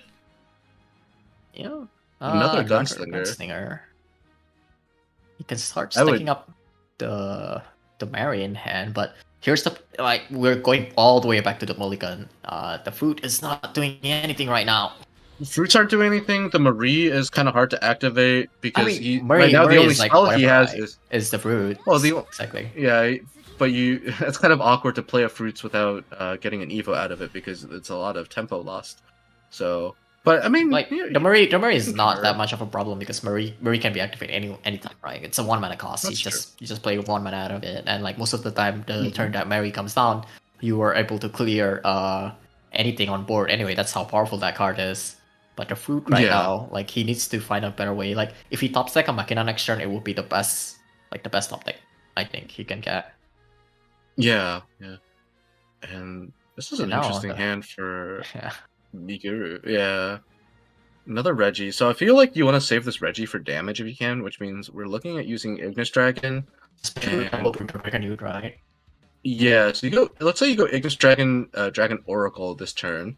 You can hit Yeah, Quixotic into the Bellringer, and then the next turn, you could go like Brutal Reggie. Now that's a lot of resources used, so I'm not sure if that's the best line, but it's just. The biggest problem with that play is, unfortunately, like you are leaving this Gunslinger on board and leaving anything on board onto an Evo Rune, like Evo turn, is very bad because they can just try to clear your board while pushing damage phase. It's going for That's Reggie true. here. That's true. So he's going for Reggie, and I think this is going to be. I'm guessing this is a value trade on the board. Yeah. Okay. Yeah, seems so. All right. This captures a lot of board advantage And as that's well. the And time. with 2 Brutal Dragon Newts, you're not gonna. Yeah. There's the second fruit. I mean, you can and go this is like the Marie. main difference between Oh. SOA's fruit, not fruit, Evo Rune list with Race All Star. Fruit What I Rune. care about this. Uh, Fruit Rune. fruit by the fruit by the. So now he has the Hmm. option right now. He can go for an Eleanor. There's nothing very good for it to copy right now. He can copy Jupiter, which is very strong. Like he can Eleanor into double Marie, or he can stick to the plan and go double Marie into fruits. That way he can cycle. Copy a Marie. It's gonna come No. out at like turn turn 7. Yeah. So I think it's you worth just fuse 2 fruits and go. Yeah. yeah. This 'Cause way you'll the- get 'cause the- 3. Yeah. The Eleanor token's pretty useful later on to shoot down like something that they're trying to hide behind Tiamat. Okay, so there's gonna be just some trades here. Yep, Okay. leave the 1-2 alive, and this is what I mean. Like Marie just clears the board quite well. That's not even with double spell. Mm-hmm. So the Yeah. thing that I was kind of thinking about going with the other line of play that with Eleanor is that you are not using your evo point this turn, and the reason why that's important is because you are going 3 evolve, and if you don't find any free evolve of the top next turn, you are going only at 4 evolve by the end of turn 6. If you go for the Eleanor line, it is much easier to find. You can cast the fruit on turn 6 plus another evolve, and that would get you 5 evolve. Ah. Okay. So now What do he you needs to think- find anything that it can free evolve here. Yeah. Well, there's the Tetra. The Tetra's a free evolve, right? And then, so you said 3 evolves right now, Tetra, and then anything else. Oh, you mean to immediately get to 5? 5, yeah. Yeah. Because he's definitely going to be able to get to 5 naturally at this rate. This is an interesting hand. So I was thinking about Mikuru's hand here, and I kind of want to try to dump this hand to draw cards with the Ignis Dragon, because maybe even like Ignis Tiamat the next turn. Because I'm really obsessed with trying to use the Tiamat Omega On the as a Ignis crystallized Dragon effect. just for the guy. Well, it's not even necessarily the Ignis Dragon, but rather like I think that like playing Tiamat Omega is very low impact, because you're kind of the aggressor, and there's not that often that you have boards to clear with Tiamat Omega, which means using Tiamat to hide something is also just a better way to get cards out of your hand. But yeah, this is the strong, kind of the yeah. default play. Yeah, just 10 points of damage and makes a strong board. But the Guild First Assembly, Assembly. oh, that's not able to heal yet, right? He's only at 3 evos, so Yeah, and he's gonna have because- trouble trying to clear this board, unfortunately. Eleanor is not enough. no, and he doesn't have any spells set up for Vincent, so that's not a viable option either. You go, Yeah. you can go like. This is kind of the thing, right? If Jupiter and all of these cards in Guild Assembly are all really strong sources of healing, but if they have to If be it's not used active. before, yeah, you're at the 5 Evo point. It's kind of rough. Yeah, so and the double Brutal Dragon Newt's really tough to deal with because you can't even leave one in play and expect to have a ward up. Yeah, I mean, I Wonder- can't really find a good way to clear this. I think the best way is to go for Jupiter into Eleanor, but like It's that not a full does mean clear. that it's not even a full clear, and you have to use the Jupiter without getting the healing out. Mm-hmm. His silver lining is that he has this assembly next turn, and he's gonna probably copy the assembly one more time. So he does have Alright, some well- healing in hand, and getting the last evolve is not that hard. Do you think Mikuru is going to top deck Agandagoza here? I mean, he might deserve it at this point after the first game of the day. First game, Yeah. that's not it. This is not a Gandagoza, but I mean, we can keep it Yes. simple. Go for Ignis Dragon into Oracle. yeah, I Yes. kind of want to go Ignis into Okay. Tiamat. I really want to go Ignis into Tiamat because now you have 2 followers in play as well, and having one hidden is just going to be so hard to deal with. So you can, Yeah, especially after you see the the upside to here. Oracle is it draws 1 card deeper though. Drawing 1 card deeper means you're more likely to. So if you can draw, you can also draw first with the Oracle to see what you get. Oh, and you can actually, play around. I'm so sad for his zones. Our opponent, Kendama just played Eleanor, so you definitely don't go for Tiamat here. Oh, right. No, yeah. Okay, you're right. I'm so Oh, sad yeah, for you. but how many spell boosts? It's only a 3 damage. Whatever. Yeah. How many spells is he gonna play? I don't know. You're worried about nothing. I don't I'll know, go for man. Tiamat anyway. I Well, don't know. apparently he's thinking about it. I I think think he's thinking about yeah, it. He's it's thinking about not. it. Look, it's not a sure He's going thing. for it. that, He's going for it. He's going for it. Yeah, because it's you gotta spell boost that 4 times for it to kill your Ignis Dragon. I'm A so sorry. believer. Though. There's a oh my god, it's super dead Oh, now. there's a miser. Okay, well. super dead now. Yeah, but is that a full clear? I think it is. Miser will be able So to you go- boost the Splendor 2 times. Ion will be able to boost it one more time, I think. I mean, Okay. So, I think it depends on his draw if he can write something on this Miser. No, it's just gonna go for Miser. Miser Into Bandit. Deed. Yeah, I think he goes Bandit here, and then if he finds any follower. Oh no. He can double he can double Steed here. Double And he will still Steed have into enough. Deputy. Yeah, and he will still have enough to cast both the Assembly and the Splendid Conjurer while Okay, shooting 3 times with okay. Miser. This is very strong. Oh, and he draws a Marie. Okay, I don't know if that matters. okay, but that's I was next excited. turn. It will matter Okay, next turn but- because I guess because they're gonna get another Guild Assembly right next turn. Due Yeah, to yeah. Eleanor. Yeah, With that is gonna Petra be already in good. hand, it's healing number 6 and 7. Evolve number 6 and 7. Okay, heal back to 10. Well, he really lucked out of that one. Otherwise, this Ignis Dragon inside of a Tiamat Omega Crystal. let me really burst your good. bubble. Tetra would Oh, also do come the same on, thing. man. Tetra would also do the same thing, man. Like he just need to he just need to Sonic 4 Delta Cannon the Ignis Dragon ones, and that would do the same thing. So All right, but I mean he's still very low. double Rowan though. Wait a minute. Wait a minute. Into a Roy in hand? That Boy, assembly might that's not be actually- enough. Oh, okay. It's got to be double Rowan here, right? Like you just like, slam that. There's really no reason. This is gonna push what 4? That's- 8? 8 damage. What? And Roy in hand with With double Roy amulet? in hand? Well, Roy has to kill one of the amulets, probably. But yeah. Yeah, but But it, if you- it just means that you are securing the Roy 100%. And it's gonna Yeah, deal 4 AoE. Oh my god! Wait, why are we even?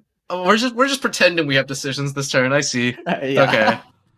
It's a Do pro we- strat. It's a pro strat. How You many have- Rowans do we play? I think we play 3. We play 3. Bike Dragon usually plays 3. Oh no, Buff no! Dragon. I'm saying that they're like he's thinking about like his turn here, and he's like, I really play both of these Rowans. Oh, you do, man. You do, dude. You don't get to this point like that often. Yeah. Oh my. Oh my god. God. This is Yo, ridiculous. Yeah. who needs Ganda? He just deals the same amount of damage as Ganda just now. This is Ganda Prime. Okay, so Okay, what can we okay. do here?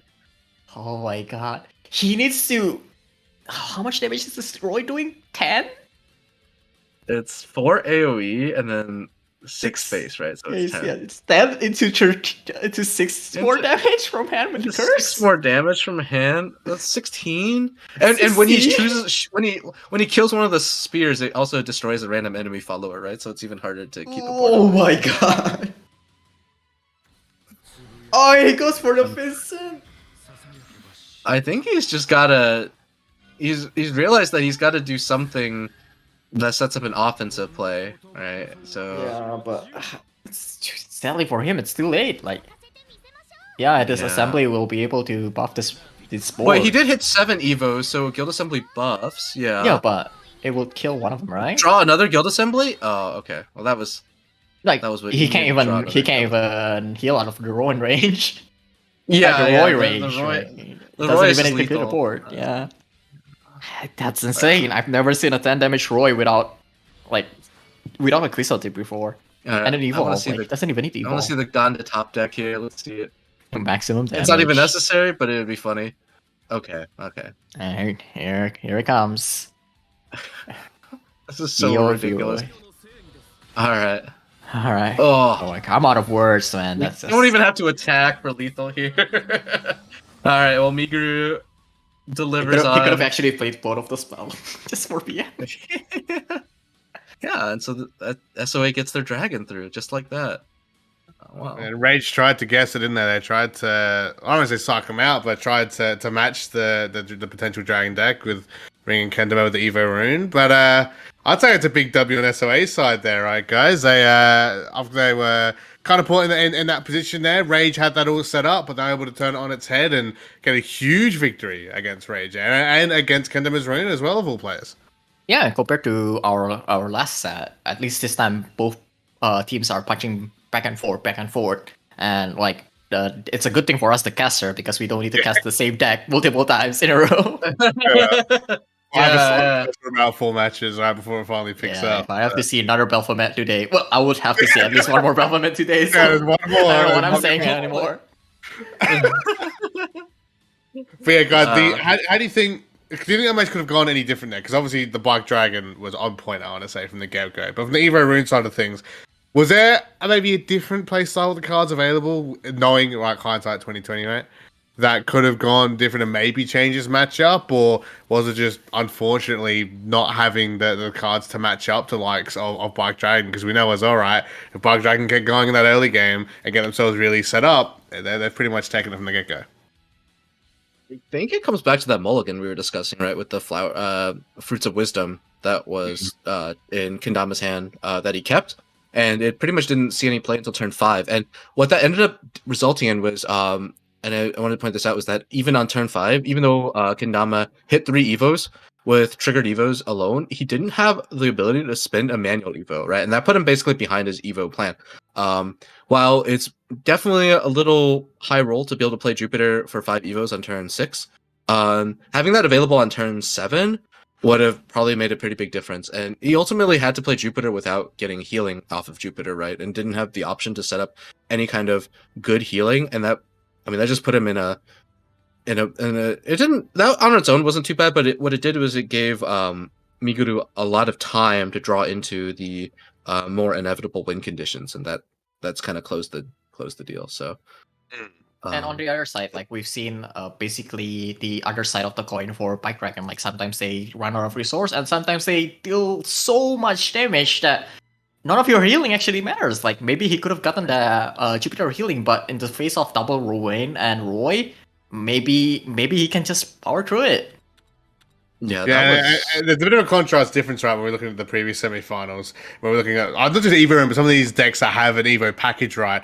And it's just Grimnir gameplay, right? And that's what we're getting. We're having those Evos pretty much well set up by that turn 5, turn 6 mark, right? But it was very different this time around when Kendama really wasn't getting, I want to say that flow going, that tempo going, right? Mm-hmm. Well, the rune side of the matchup against Dragon is generally going to be playing defensively, and so that's kind of why on the Dragon side, Rowan's such a strong card, because Rowan contributes so much inevitability in terms of damage. Like, there's some cases where the rune player can threaten Grimnir, Tetra Grimnir lethal, but if you're going second, it's so hard to get on the board with face damage by that point that you're almost always locked into a defensive play. Especially if you're not ahead early, right? Like even if you are able to get to that point, the fact that Tetra Grimnir does 19 even with Vincent active, it just means that as long as you're at full health, you're you're okay. You're all good, right? Yeah. And we want to say as well, this kind of plays great into the SOA side, right? They can breathe a huge sigh of relief. We're talking about it leading into that game, right? Where does this Black Dragon deck get played, right? When is the optimal timing? When should the likes of SOA... I'll just put it how it is, right? Get rid of the deck, right? Get rid of it, get it over and done with, let's move on. And they managed to do it, I guess, in a somewhat perfect manner there against the Evo Rune deck. That was, again, like we said, seemed like it was stacked, the favors were stacked against them in that 4th matchup. But we are getting in now, guys, to jump into our 5th match here in this best of 9 grand final set between SOA and the Rage All-Stars here for the SACS 2021 stream so far. 2-2 here, guys. At the moment, we're talking about that before. It's such a close matchup here in a moment, and we're going to keep going now. It's going to be the SACS Shadow deck here on SOA side, taking on the Second Forest from Rage All-Stars. All right. Rage All-Star, I think they want to get this forest up. I think their plan right now is quite simple. They just want to get ahead. That's why they're fielding this forest now. Yeah, and I mean, I feel like SOA's plan kind of like whenever they get a bracket reset, they want to field the decks that can be a little less reliable. Like, I wouldn't say that Evo or SACS Shadow is a weak deck, but it's a deck where you are trying to draw a 2-card combo by turn 4, right? And that's when it really pops.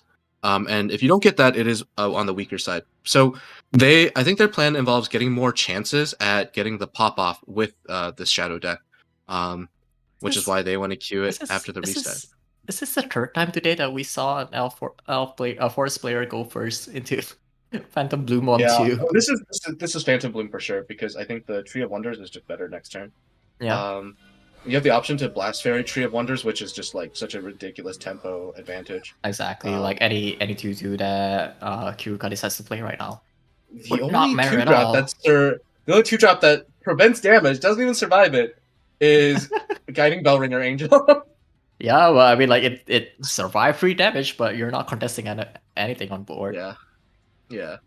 Yeah, like this is very hard for Kiruka. Like, do you just draw a 2-drop here only to die to Blast Fairy, or do you just? I think you have to play a 2-drop anyway, but you know your 2-drop is going to die to the Blast Fairy, so it's rough. There was an option for him to Celeste, I think. I mean, Celeste is I think the problem is that you still need to force the Blast Fairy out here because let's say your opponent.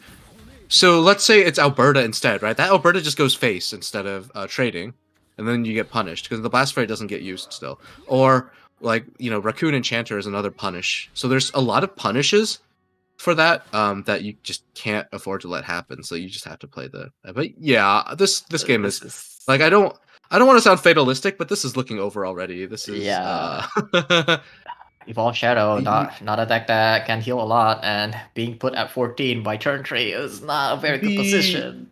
Okay, so if I'm thinking about how you draw out of this as Evo Shadow, right? Susie off the top would help, just because Susie can kill 2 things. That's probably your best draw here. So you probably just need to... Well, if you kill the Phantom Bloom and a Fairy, you're not. The thing is, if he needs to kill 2 things, Gravekeeper can also do the same thing. Right now. That's true. Well, no, it does. Does he? Because he doesn't have the shadows, right? Oh, he doesn't have enough shadow. Oh my god, that's how bad this game is. Yeah, it's not great. Really is not great. Okay, so now as the forest deck, you have a wealth of options. Here's some lines, right? You can think about Raccoon Enchanter and just Raccoon Enchanter and trade. Yeah. Or maybe something like elemental trade in the Blast Fairy, elemental slash down the Skull Bandit, and then fuse your second tree. I think that's a little too slow. I don't know if I like that one. You maybe also give your opponent skeleton on the field. I mean, you would give him skeleton on the field even with the other play. I think right now he's thinking of just playing the elemental slash. It could just be slash and tree. He can still fuse it, right? Like, I mean, he's not. Yeah, but the fairy in hand is a little more valuable than the fairy fused in if you're not going to summon the fairy here. But you would get 1 extra draw. I mean, it's on over 2 turns, so. It is, but you lose the fairy in hand, right? Which can matter for cards like Arya or another Blast Fairy. So, and because you have Alberta set up. So. This is another card that can actually kill 2 cards. Technically, not the best. Not the best, but she's trying. She is trying, and Luna's trying to. I've seen a pattern today, and that's Grimnir with Susie Shadow Hand. That Grimnir. If only that were a Susie. We don't call it. The problem right now with playing the second tree is actually like this board is looking pretty cramped, I would say. So you're gonna make 2 ward fairies this turn. You can you're gonna make 2. Sorry, yeah, it's not fuse. Yeah. There's a case for crashing in the Blast Fairy once again. But I think the question is whether or not we go for a Raccoon Enchanter or an Alberta activation, and I think. Or you're just going for a Raccoon. Okay, so Gale's actually going for the card draw. All right, that's interesting. Like this hand, well, he has a lot of cards in hand. None of them say Storm on their text, and with the second elemental slash in hand and Alberta active, he just really needs to find a way to finish this game before Kiruka can actually stabilize. Yeah. The problem with this right now is that he's not actually putting that much pressure, and even though he draw 2 from Raccoon, again, none of them says Storm on it. Okay, so it looks like he's gonna trade in the Blast Fairy for some Ward Fairies on the board. Yeah, and I guess the question is also whether or not he even had the board spaces to activate Alberta, which I'm not sure about, to be honest. I don't think he might not have, because you only have like 2 spaces to work with. There's Susie. After playing the Okay. fairy. Oh, there's a Suzy. So if you Okay. Bone Maven the Suzy here and draw Carnunos, you can start playing the game. Mm. Oh, that's Okay. not quite it. Okay. But I mean, that's Solemn fine. He can Gravekeeper into kill. Skull Yeah, he can Bandit. clear everything. Yeah. Raider is at 6 next turn, so like he can Hmm. contest the board even more. Sadly, he's not gonna be at 10 yet. In terms of necromancy, I think his 2 off. This is 4 + 4, right? Yeah, because he didn't get any necromancy effects from anything else he played so far. So yeah. Yeah, okay, but I mean, like, this is an okay spot. He just need needs to Gale to reanimate. keep on. Yeah, he just need Gale to keep on whiffing on his draw. Yeah, Gale just wants like any kind of storm card at this point. Sekka is at 8 right now. Mhm. With double Wind Fairy, he can actually get to 10. Like, I Yeah, I won't mean say he has the quite kind of hand where easily, but- he has the kind of hand where he's trying to set up Lodica basically. Yeah, but I don't think he has any kind of hand. No, I he I would be doesn't. very happy with this set if I'm Ladika. I guess not. Raccoon in hand, and when you're not seeing but Ladika. you can go. So I'm thinking like fairy. Okay, so the tree heals at this turn, which means it's not doing anything. Well, raccoon, fairy, raccoon, and then you have 1 play point left. You can then bounce something which activates Alberta. Bounce one of the fairies maybe, Just thinking of or bounce the Sekka. tree. You might go for a Sekka Evolve trade bounce Raccoon. Oh, you raccoons first. Okay, doesn't want to get the Oh, 2. that's a big. That's a good draw, Yeah. especially with double. I think. Oh, he's going for. Okay, Yeah, I this think is- this this is is- fine. He's gonna clear and activate Alberta, then I'm guessing, or he's gonna bounce the Sekka here. Yeah, he's gonna pause the Sekka and play. That will also activate the out, but if it's fast enough, Mm-hmm. play the fairy. I think he should be. Right? Okay, attack. Yeah. Wait. Oh wait, no, wait. What am I one, thinking? He didn't have Alberta. He never. He didn't never have had an Alberta. You baited me this whole time. Oh my god, my bad. I was thinking so hard about Alberta. We both are so tired never had that we are playing around the Alberta sorry. that does not exist. I'm sorry. I'm sorry, viewers. Oh my god. Okay. But hey, it would have been really cool if he had Alberta. That explains why he didn't set up Alberta the previous turn too. So Yeah, that's true. That's true. the mystery solved. All right, Bellringer off the top. That's very good. He can try to draw one more. Yeah. I think that's way better of a plan than just I going for think Skeleton so. Rider. Yeah, it would be nice to not lose the shield on this Bellringer, but you don't have that luxury here. So. Ooh! Oh wait, that's big. Okay. I was thinking to myself, like, if he gets any necromancy card right now, it would be very strong. Yeah. And he got it, and we have a game right now. Yeah, I mean these Skeleton Raiders are getting pretty big, and that activates the Suzy invoke Suzy on as the well, deck. which means Skeleton Raider goes to To 3. He can play both of them next turn. He can play into Yeah. a Grimnir as well. So You can do Depending- Skeleton Raider Grimnir, which is really strong. yeah, depending on how the board state is at the end of this turn, Gil might just die and have this game stolen just because he doesn't draw his storm at the right moment. Or not Arya. If you had Arya, this game would Yeah, be Arya, I pretty think, free. Yeah. He's So he even needs to using be the Arya careful now. leader. Just Yeah, be careful so going now. wide is dangerous. Well, Well, well. then again, if he calculates that he can survive, so the things that you Is want to he- watch out for. Is he Okay. going for a Metal Slash play? That can't be the play, right? That can't be the play, right? He's eyeing it. Uh, I think he's going for it. it looks like that might be the case. He's just Is trying to make a this big does- board. Yeah, I think that's what he's thinking right now. I mean, he doesn't have a clear way to kill the Spellringer, and the only way to pop it is just an Elemental Slash. So, oh my god! But we know the Raider is in hand with Suzy already coming next turn. So if we bound, he's gonna go fairy, elemental slash the Bellringer, kill the Bellringer. Oh my goodness! Oh my Wait, that's god! This is gonna be it. Suzy invoke. Yeah. Wait a minute. Okay. We Wait, bound, I we're don't, gonna I don't bounce. think, yeah, I don't think the boss does anything. He's leaving 4 damage on board. Suzy is going to come out now, Yeah. and Okay. it's gonna be Skeleton Raider. Yeah, he doesn't even need to think Skeleton about it. Raider. Wait, Yeah. what, the Suzy? Oh. Okay. Wait. Okay. Yeah. Yeah. That lets them attack with the Oh my goodness. And that's clears the board. Push 5 That damage. clears the board. And then Skirmir. Oh, wow. And Yeah. this is it out of nowhere. Just Yup. drew one very good draw with that Shao on turn 5. Man, if we look, all I'm saying is if Gale had the Alberta like I pretended he had the whole game, he would have been in a much better spot. If you had that Alberta, we were talking about this whole time. we would probably That would've done Stone's Forest Copium, man, is something that is some strong stuff.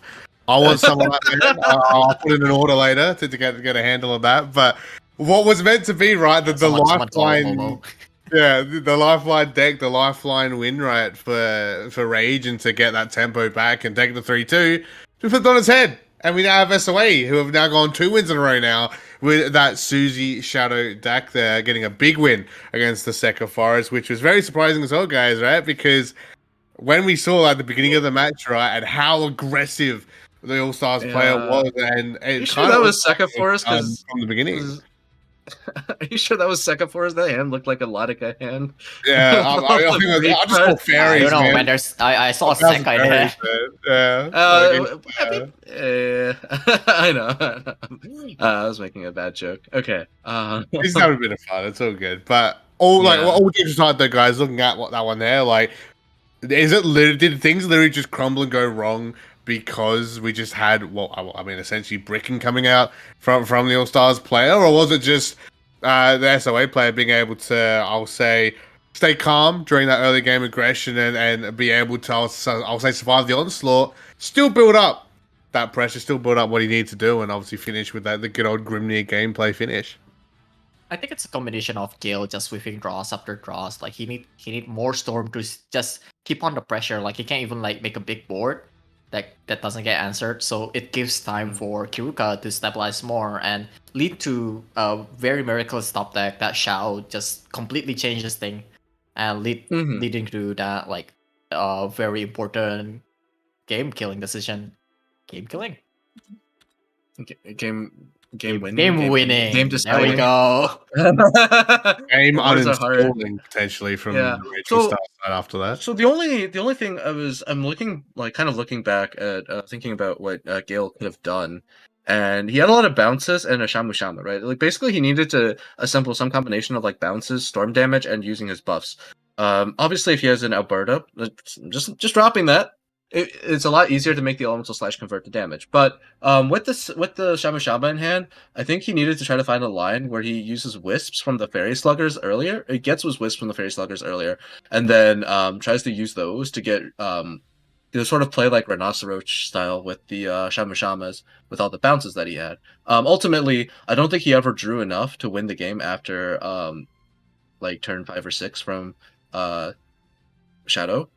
So like but that's it kind was- of unfortunate. It was quite a hard call for Gil as well because he didn't see the Shaman Shaman until I think at least turn 5 or turn 6. Yes. So like he did get punished for not playing his Whisperer earlier, but like Mhm. can you really blame him with the hand? Like he wanted to go aggressive and just convert it into anything. If he had drawn the Shamu Shaman one turn earlier, he probably could have went for that. And obviously, like we talk about the Alberta not being in hand, but No, it's never easy. also that's for sure. one more interesting thing that I want to point out for all of the Forest game today, we haven't seen Arya draw a single time. No, As crazy as yeah, that that's is. actually, that's actually my curse. I'm very good at not drawing Arya until the turn. Oh, right? okay. So, Yeah. yeah.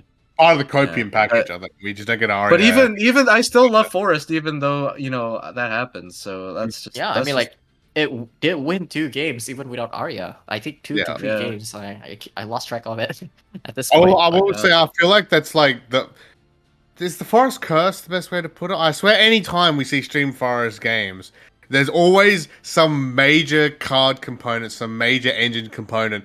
You never see it all day. Doesn't matter who plays the deck, how many times you see the deck, it just never rocks up. And looks like it's staying true to that fashion, right? And we're keeping that. It's kind of because of the deck strength that it's possible, right? Because like in the previous iterations of Sekka, you would almost hard mull for Arya because it was so important to draw her. But now you don't need Arya as much as you used to, which means Mm. you can keep more hands that don't have Arya in them. So Yeah. that's going to lead to more games where you don't draw your Arya, and so it's kind of like Yeah, with Phantom Bloom and Elemental Slash coming yeah. into the deck, you have so much way to reach your opponent even without Arya. And we also see yeah. like multiple times that they are able to get to Sekka even without Arya. So it just shows how strong this deck is right now and why people are afraid of it. Sadly, it wasn't enough. Getting killed from 20 by last. It's weird to talk about how good the deck is right after it loses, but I mean, that's just a consequence of how the meta is. Yeah, in a shaping different around it, future, like Kiruka might not have that Skeleton Raider and that board play might have paid off, but Yeah. we do not live in that future. Yeah. And now here we are going into match 6 with SOA going in 3-2. So hope you guys have been enjoying all the grand final action here so far. Now your Sunday night of Shadowverse action here for the Shadowverse Asia Championships 2021. We're getting up now for game number 6. I just want to give a quick reminder to you guys as well. We aren't the only broadcast happening. There is a Japanese broadcast happening as well, of course, over on the YouTube side of things. So go check that out. There's a link over in the Twitch chat you guys can check out if you want to catch any of the Japanese side of the action there. That's locked down by Ponder, Boing, and Earman. So we give those guys some love. Go say hi from us as well.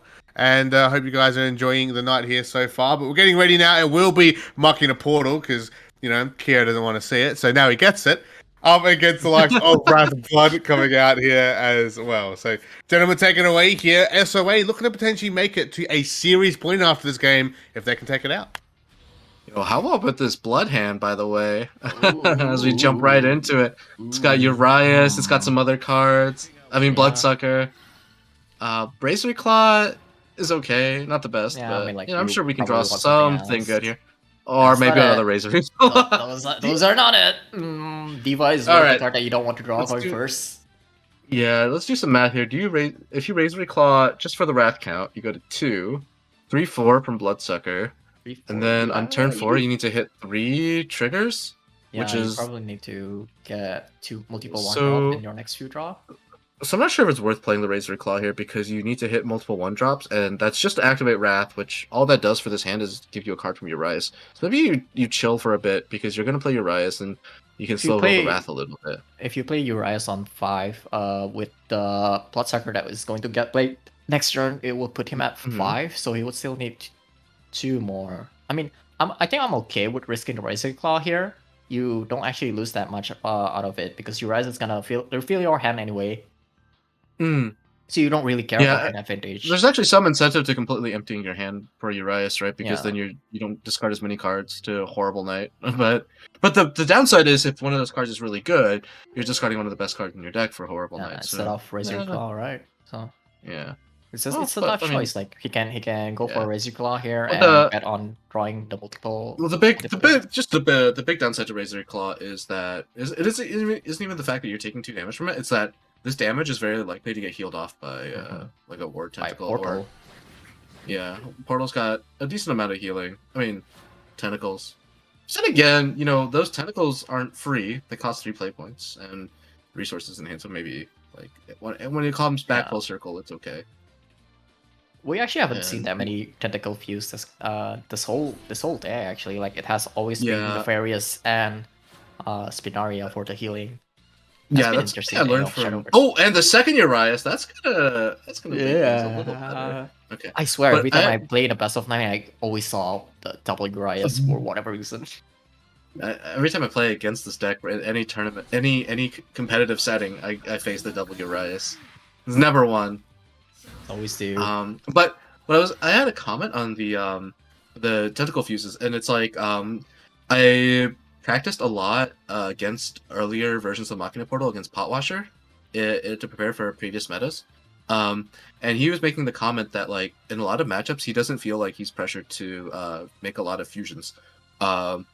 He's just like I kind of just plan around like the last possible moment I have to fuse tentacles to survive because the usually what you're fusing in resources is really hefty, and he says he often has like better stuff to do, or he's just doesn't need to play anything. It's a very like in some matchups you can just play it very slow, and this might be one of the matchups where you can afford to take it slow until you need some healing, right? So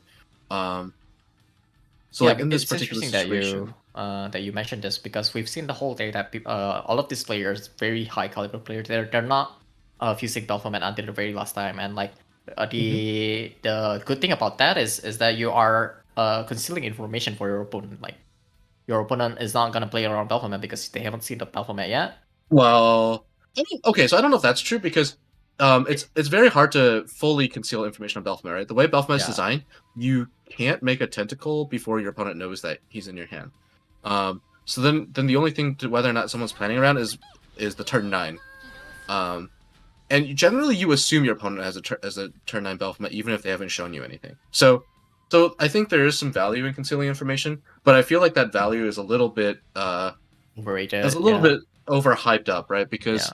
like it's more like the you don't want to do is be wasting like useful cards to make sure you can get Baphomet fuses, and that's what these players tend to avoid doing. Now, that said, this is a very interesting line Yeah. from yeah.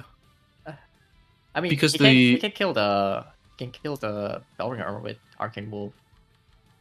Problem with that there's a is lot of like with the secondary rise already in hand right now, he actually is actually incentivized to keep 3 cards that's not your eyes in hand. you do not want to discard your second Urias, and yeah, but I was saying the playing the droid out is speaking of because we're talking about cards that talking about fusions, and the droid, the 1/1 droid is often one of the cards that you consider just to be like a free fusion, almost because it's such a low impact card in a lot of matchups. The repair mode is actually generally better because you can often heal your face out of lethal range Or with it. activate your Fudo. Ooh, ramming off the top. Yeah, So he's going that's for pretty a good. clear here with Razor Claw. And this is Mhm. mostly because he doesn't want to give Bellringer face evolve, which can be Yeah. dangerous. Leaving I that think thing Bellringer's alive. just a Bellringer with enough stats is just hard to deal with overall. So Yeah, it's just getting some value annoying. out of the Razor Claw is pretty good. All right, yeah, the Bramiel and followed up by another Bellringer Angel. Very good. Yeah, It this was is a very very hard for annoying board to try to Urias. clear. Yeah, Mhm. Urias can't really clear this without doing anything. So now, like, he has multiple options. Well, with no Wrath active. Yeah, though. no Wrath Darn. If active. only Wrath were active for that Noble Demoness, Yeah, that'd be right. pretty good. Okay, So so he's got a this is horrible 6 and knight. 7. Yeah. I think he's going for draw and curse aura. Yeah, which because Cursed Aura also removes the shield from Bellringer. Yeah. So like you probably don't need to answer the Spellringer now. It was much more of a problem last turn compared to this turn. yeah, and you definitely want to. I think you want to draw. There's a case for not necessarily having to play Nightmare Begins just because you have another Urias in hand, but I think you should still play Nightmare Begins because you have no other cards in hand at this point. Yeah. But You the want Bloody even more options. Claw, Bloody Claw is a full clear, but I feel like going to 6 play points from Portal, you're. But the problem is though, if you don't clear this Bellringer and you get cleared and you get hit in the face with an evolved Bellringer, that's really dangerous. So Yeah. it's gonna force He- you to use your second Urias effect immediately, basically. He's not seeing any healing right now. I mean, he throw away all of his hand for this Uriah, so it's gonna be very hard for him to plan around. He's basically have to be in a top deck Okay, mode for several turns. Yeah, the Bloody Claw. I think the Bloody Claw is reasonable just because you have your own board here. It's gonna make Spinaria a little weaker. The Magisterial That's Dreadnought interesting. makes an appearance. I think we still Fudo though. Yeah, Fudo is. Oh, I guess the reason to not Fudo here is because you put him in Vengeance. I don't think it matters that much, but like if it goes all the way to turn 7, which is quite near, giving Vengeance for that, for Xeno Diablo might be a game ender. I think the reason not to Fudo might just be that you have to use the Evo anyway, and it's kind of like that Giant Blossom argument I was making earlier, where if you can get away with not having to Evo Fudo or only Evoing Fudo to actually power a Tolerance, it's a little better than Fudoing that board where you still have to Evo to clear. That's very strong. So That's insane. might as well. Oh, the Dark Contract. Yeah. Yeah. I talk about how he's running out of resource now, but well, that just Yeah, solved that that's problem. quite the refill. So second Urias, do you even play a Horrible Knight? I think you do. I don't think you do. But I think you just suicide the Urias. Yeah, you still play the. Oh yeah, no, the Horrible Knight. No, definitely not. Definitely not. Yeah. But Nightmare Begins. Yeah, you play the Nightmare Begins. Yeah, Nightmare Begins, but not Horrible Knight. Yeah. Yep. I blame the game for naming all these cards the same thing and just suicide. Create the There's too Urias. many names. This is one card Yeah, with yeah. 4 different name card. Oh god. Yeah. Come on, Side Games. Can we stop doing this? Combustion Demon into an empty board is pretty bad. Yeah, but here comes Nefarious Invasion is pretty good. He's Is gonna- it though? Like, it's very dangerous to put him in Vengeance right now, especially after you see that Urias. Oh, he doesn't have to hit face. That's the thing. Oh yeah, I mean, just- can You just put the droids on the board because you're not really taking that much extra damage from having these droids on the board. Oh yeah, we didn't talk I- about it that much, but Oh no, he is doing vengeance. Okay. wait, Wait, Red Blood going first. What the fuck? What the? wait, Wait. okay, but he's not. I think he did the math and he's not dead to Xeno Diablo. But that is a third. You're right. Wait a minute. Wait a minute. Oh, but he's kind of scared of specifically tolerance, right? Like he Yeah, he he's been wants taking to. a lot of damage. Oh boy, this is gonna be a bit precarious. I think that's why Shadow Mamaru went for the face damage there. He's just basically saying, "Hey, I might have a tolerance in hand, so you have to play defensively here." Maybe. But we So both how know about there's no tolerance. Demoness into Demoness. Scrappy Werewolf is like that's like the Demoness into Demoness is an extra point of healing. That's interesting, but I think that's Yeah, would that be worth it? Demoness himself I guess or for herself would be able 4? to heal you out of tolerance range, right? 12. Yeah, Demoness puts you out of tolerance range, so might be Demoness Werewolf. But yeah, I mean, I know it looks scary to put him in Vengeance when he has Horrible Knight in hand, but I'm pretty sure this is still out of Xeno Diablo range, so he's fine. Right? Because Xeno Diablo, with this in particular, is 17 damage. This is ballsy, but I like it. So he's like, Oh, you're putting me in Vengeance, right? I will stay in Yeah. Vengeance. Yeah, he gets the extra Horrible Knight, but the Jeweled Axe Devil here is gonna look pretty good. It looks like he's gonna just go for a pretty straightforward clear, and then Jeweled Axe Devil to heal. Yeah, okay, so it's pretty Yeah, good. okay. So he's not gonna put himself in Vengeance. He's gonna heal out of Vengeance here. Yeah, I mean, I think he's gonna have plenty of ways to get back into Well, we Vengeance. but I didn't think- really. I forgot to mention this because we didn't see the second blood sector until now. But Blood going first is actually very good in this matchup. Yeah, because you can you get the kill with DFB. the you get DFB before the Balcomet can kill you, right? So Yeah, but the thing is, but the problem is that Portal has ramped, so now oh yeah, DFB that's is too late. true. That's true. Yeah, so you have to clear with like Horrible Knight or like Xeno Diablo or like Blood, some combination. You have to put together some combination of cards that can actually clear the Balcomet and then try to kill with DFB the next turn. I believe so. Okay, yeah. Xeno Diablo does work, I believe, if you have like Xeno Diablo and some Horrible Knights. Argray is actually on a timer right now. Yeah. Fortunately, it's not the tolerance timer. That one's a lot shorter than the Yeah, Balcomet the timer. Balcomet timer. He does have a lot of options to draw for the next few turns. Dark Contract, and especially like Urias being able to draw 1 extra card every turn. So he can take pretty deep for to get into the Xeno Diablo Okay. that will probably seal the game. Okay, Fudo into another War Tentacle. All right, so he's putting up the shields. But Rogue Vampire drawn, that's pretty huge. Like any bit of Yeah. healing right now is very important to stave off this pressure that Argray is trying The to. Sanguine The Sanguine Necklace is also pretty good. So being able to play this Dark Contract, I believe, means a second It's not Rouge Xeno. Vampire. Yeah, but no, I think No. he's really missing a resource to let him clear the Baphomet. No, so he's so here's the idea. So he's gonna try to hold the Rouge Vampires to help clear the Baphomet. Right. But I don't know if he can. You still won't be able to you won't be able to kill the Mikara, which is like the most important part out of all of this. Correct. But I guess he's banking on trying to be able to survive. So I think he's deciding between committing to more card draw with like the Sanguine Necklace versus well, okay, so Noble Demoness plus Sanguine Necklace is not a clear, right? That's one of the problems here. Yeah, he has to go for Rogue Vampire to get that clear. Yeah, but I don't think he wants the Rouge Vampire just yet. Rouge Vampire is probably a little better to help survive the Post Magera board. So, this is very hard. He's also thinking to himself, does he want to be in Vengeance or not? okay, so I think this is going to be Noble Demoness trade off, and then he commits a Rouge Vampire here. Okay, Rouge Vampire, so it's a full clear.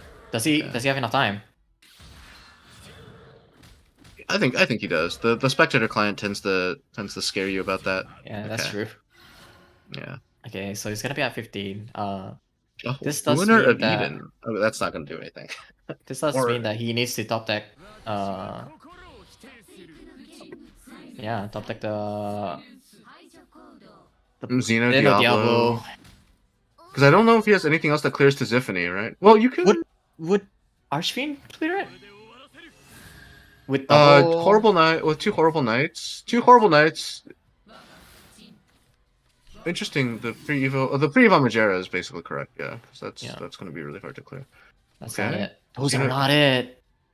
Those are neither of those. Yeah. I mean, okay, so you have to commit to 2 horrible knight, but yeah. And with Maisha drawn right now, I think Maisha is enough to just OTK, right? Yeah, especially with Maisha's is going to be at 15 followers destroyed. Yeah, which means that's 16 damage. And the sad thing is, like, he can't even get out of Axel for Trampling Terror, and while like top decking into Xeno Diablo or something. So it's unfortunate, but he did not draw the Xeno Diablo. I wonder how many Xeno Diablo does he play. I think he plays 1. I think 1 is like the normal number now. Oh, I like 2. Yeah. This is why I like 2 though. Yeah, he's playing 1, so that's quite unfortunate. But it's because there's so many matchups where you just can't afford to. So if you can clear the Tiziphony here, no, clearing the Tiziphony is just not good enough. Doesn't do anything, yeah, because Maisha is coming has drawn. Yeah. Well, he's trying to draw out of it, but I can't no. I mean, he's gonna have trouble. Like, he has to spend his resource trying to clear this. I'm wondering what he's trying to do here. I think he's just trying to dig through as much as possible. I think what he's actually doing is drawing for a second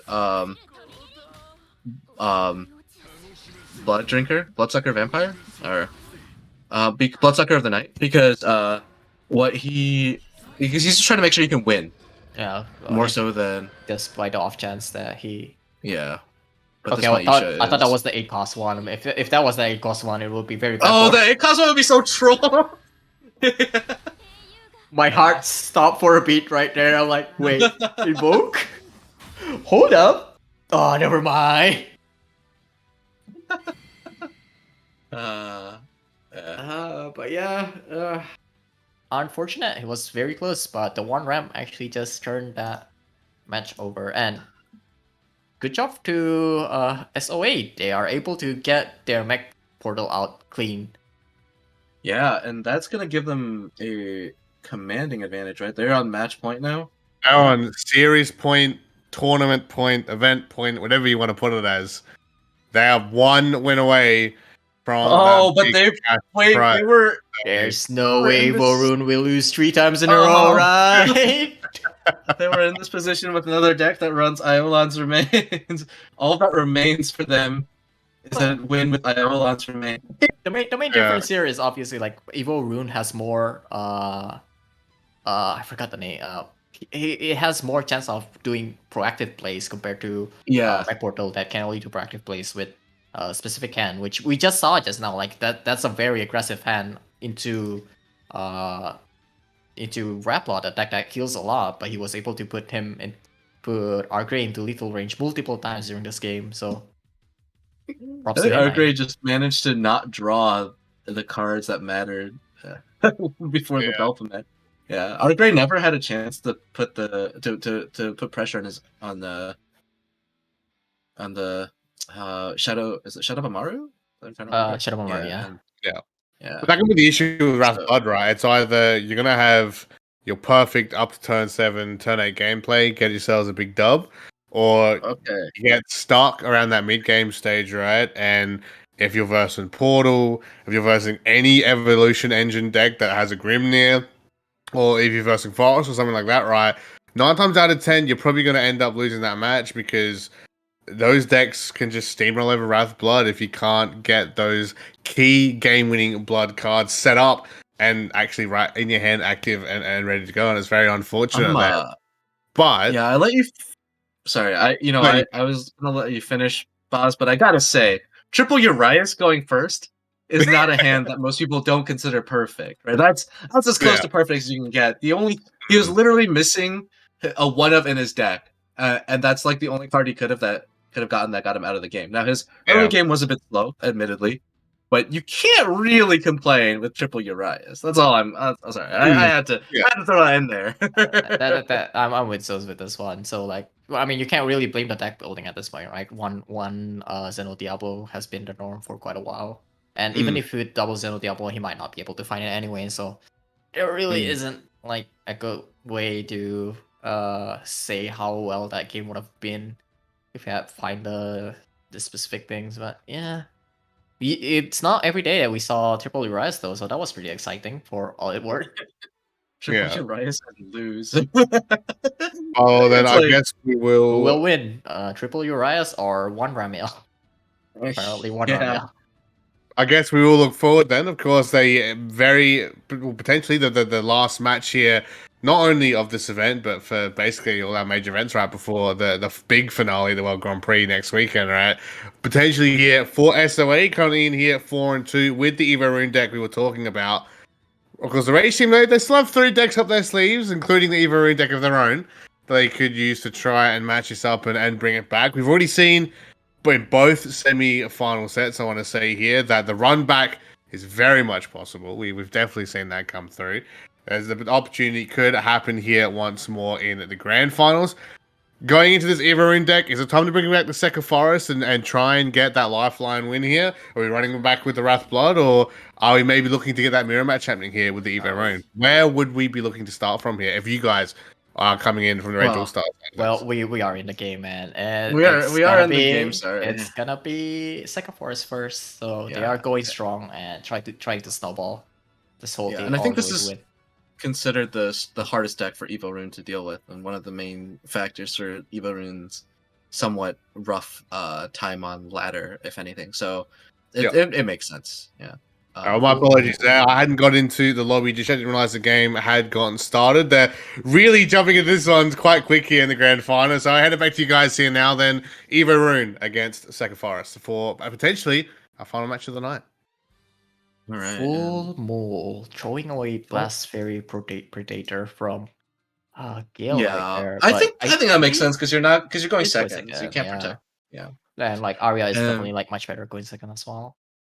This is a matchup where Arya shines significantly just because the chip damage adds up and you get a lot of board clears. And hey, there's the turn 1 Miser. All right, that's going first and going second. Evo Rune is. Oh, hey, there we go. There she is. Finally, There she first is. appearance of the day.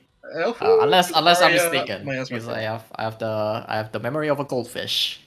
Well, we don't know what happened in the other match. Maybe Arya showed up, but on our side of things, I don't remember seeing this card. It was to the point where I'm like, are they even playing Arya in their list? Which I mean, of course they have to be because that's the only reason you play Fairy Slugger. But sometimes you gotta think. Oh, and I seen something similar. Steed on a Bellringer Angel with Miser on. Oh, okay. This time don't know Yeah. Ion, so that's a silver lining. Yeah. Also, that you are, but yeah, with this Miser being uncontested right now, it does this is how strong Miser is going first. Like, it just shut downs all of the aggressive things that any aggro decks tries to do. Like, you can't really develop any board right now because Miser is just in the way. Like, anything that you play, Well- it's gonna get shut down. I think if there were a Primordial Colossus or Elemental Slash, the Miser could be eliminated, but that's still quite quite an investment into it. I think also, but part of it is this Bellringer Angel, right? The Miser would just be dead if not for the Bellringer Angel in hand, to Alberta. So, or even Phantom Bloom Predator would probably be a value trade over the Miser. But Bellringer Angel is going to be like, you shall not pass. In that exact voice. Card. Such an amazing card, and this is the biggest question right now for Zero. Does he use his rapid fire on 1/1? Yeah, I guess it's not that I think hard. he is. I think he wants to protect the Bellringer. But yeah, the reason I'm asking that question is because like right now he doesn't have any more speed in hand, so he can't really extend his Miser pressure that much. And if a 2/2 comes out next turn, like for example a Raccoon, I mean Raccoon wouldn't be that bad because it trades into the Bellringer Angel anyway. I think for Raccoon, that's why specifically Raccoon might be why he's doing this play, is because that it keeps Raccoon from clearing the board, right? Because if you leave a fairy up, fairy plus Raccoon kills Bellringer, and then Miser is still under threat. I think your soft goal here is to kind of keep Miser alive until the Evo turn, just to get that extra bit of resource, or keep Miser alive to cash in on this Iolan's remains that he. I mean that's the same thing, Zones. He is going to an Evo turn, so if the Miser survive at the Isle and remain, it would be but against an Arya, that's not very likely to happen, unfortunately. Unfortunately, this is like another side of Evo Rune. Like you do get the Miser on 1 and get the snowball, but you sometimes your hand just says nope, stop right there, no more. Don't say go to prison. Yeah, the Radical Gunslinger would be pretty happy here, but this is definitely I think you mean magical gunslinger. Right. Magical. I mean, you know, is Radical? Pretty good with a Radical Gunslinger as well. I feel like that card's which card is Radical Gunslinger? That's the sword one. Oh, it's the sword one. Oh yeah. Yeah, it's the 1-mana 1/1 Bane. My bad. It's not your fault. It's Psycho's fault for naming all of this card very similarly. Like I still get Phantom Bloom and Phantom Blood. Like the I still got them mixed up. Like, is it Phantom Bloom or is it Phantom Blood? Yeah. Phantom Blood is it's pretty good, but I think I prefer Battle Tendency. Okay. That's true. Anyway. This is an easy Arya play. Take him out of nowhere. But I think the good thing here is even though the Miser's probably lost, if it takes the Wisp out of Gale's hand, you're pretty happy as the Rin player because Wisp odds a lot, right? Like it would be really nice to be able to keep the Wisp in hand with that hand because you got Phantom Bloom, you got Sekka. But yeah, so taxing the Wisp is definitely still worth it. The biggest problem right now for Zero is that it's at turn 5 with 0 Evolve, and that's not a position you want to be in as Evo Rune. I mean, this hand also has 3 Grimnirs in it. That's a card that needs 5 Evolve. Yeah, I mean, right? Like, this is something that I don't see every day. People have been cutting Grimnir too, just because of this type of situation. And like, usually the Evo decks can draw deep enough into the deck that Grimnir is enough. So Gunslinger 75% chance. Gunslinger 75% chance to find a Marie. Gunslinger into Marie, and then repair mode. Marie, Evo. You don't even need to. I would give him 2, but it does mean that you use the repair mode instead of using it on. Yeah. That's right. Because Gunslinger can clear on her own even without. So you're just gonna use Gunslinger here. You might not even play the Marie and just play the Steed here. That's the Steed might be okay. You can play Marie to turn next turn, and if, for example, you draw another Marie, very strong. Yeah, it's tough, but you definitely need to cash in the Evo on this Marie somehow. This Parasol Witch draws a card, right? I don't know if you want that. It doesn't do anything. It takes 1 deeper, but you are burning 1 card, so. Yeah, so that's not particularly useful. Okay, so he just plays the Steed. That's okay. With the Arya in play, making a board is just taking more damage. So, yeah, but if that was the old Sekka, that might be true. But with the new Sekka right now, not making a board can lead to turns like this where. Okay, I guess I'll just go face. Yeah, and he's gonna. Is he gonna use? So he's gonna He's Wind gonna boss Fairy again, the yeah. Phantom. Yeah, Do and do then it again one more is- time next turn. play a fairy to get the Alberta out as well. Yeah, I can Or go use cash in Sham- with Shama, but I think you want to. Well, that costs you the save it. Wisp, so I think this is better because then you can go Yeah. Wisp, Phantom Bloom, Wisp, and then if you have an Elemental Slash, that's just GG. Yeah, that's just right? GG, Or yeah. or you can use the Wind Fairy to get an extra hit with the Shama in that sequence. So Through this the is top very defensive. dangerous. Yeah. Yeah. He has a way to heal right now. Parcel, which will get to 3 off this turn, which is like barely enough for it to get the heal out. Yeah. Well, how Like do you if do he's that? not in this With, battleable position, like Doc Detective might be a better play right here, but I don't think he can afford to So do that. Tetra, Marie, Repair Mode Face, Evolve Tetra, Parasol Witch to Parcel heal. Witch, yeah. That puts him to. So he takes 1, 12 plus 3. So he goes to 16, 14? 15. 15? 15. Parcel No, Witch but heals he's 3, right? Oh yeah, 15. 15. Yes, Yep. yes. 15. Now if we look at what Forest can do, it's 2, 3, 3, 3 plus 2. From the Alberta plus 2 Evo, 3, 3, 3. So it's very close to lethal from Forest, but not quite yet. Yeah. So That doesn't if this Miracle Harvest draws an Elemental Slash, I think it's lethal. But without that, it's going to be a bit of a stalling play from Gale. 3, 3, 3, 3, 6, 9. 9 plus 4, 9. 13. Yeah, even if 13, yeah. he suicides the Oh, he's committing. Okay. I think he's just going to use the bounce, the cash in for more damage at this point. like he then. might just use the Sekka to clear the board, right? Yeah, he has a lot of options here. Because he can draw Evo Rune first right doesn't now. really. Yeah, he has. Okay, so I mean, Gale is at 13, so he does have to clear if he doesn't have lethal here, right? So, and he definitely doesn't have lethal, which means Like worst case scenario, you can just bounce back the Phantom Blue Predator and do it all over again. right. But he's got to try to use his resources a bit responsibly here because he only has 6 play points to work with. Sekka is getting pretty close as well. Mm-hmm. Yeah, and you can afford to leave 1 second in play here. The main thing that's good for Gale is that Oh, it's just gonna Zero is only at 3 Evos, right? So it's very hard for Zero to get any kind of like outright lethal from this position. Okay, he's just gonna cash in right Oh, here. he's full sending it. All right. Yeah. Okay, so this Sekka's at 11. He has 4 on board. It will be at 15. Mm-hmm. Be at 50 with 2 Wisp in hand and Alberta next turn. It'll be at 18. He needs 2 more. Blast Fairy would also contribute 1 more, I think. Mm-hmm. And Yeah, this is no healing. Can no clear this healing. board.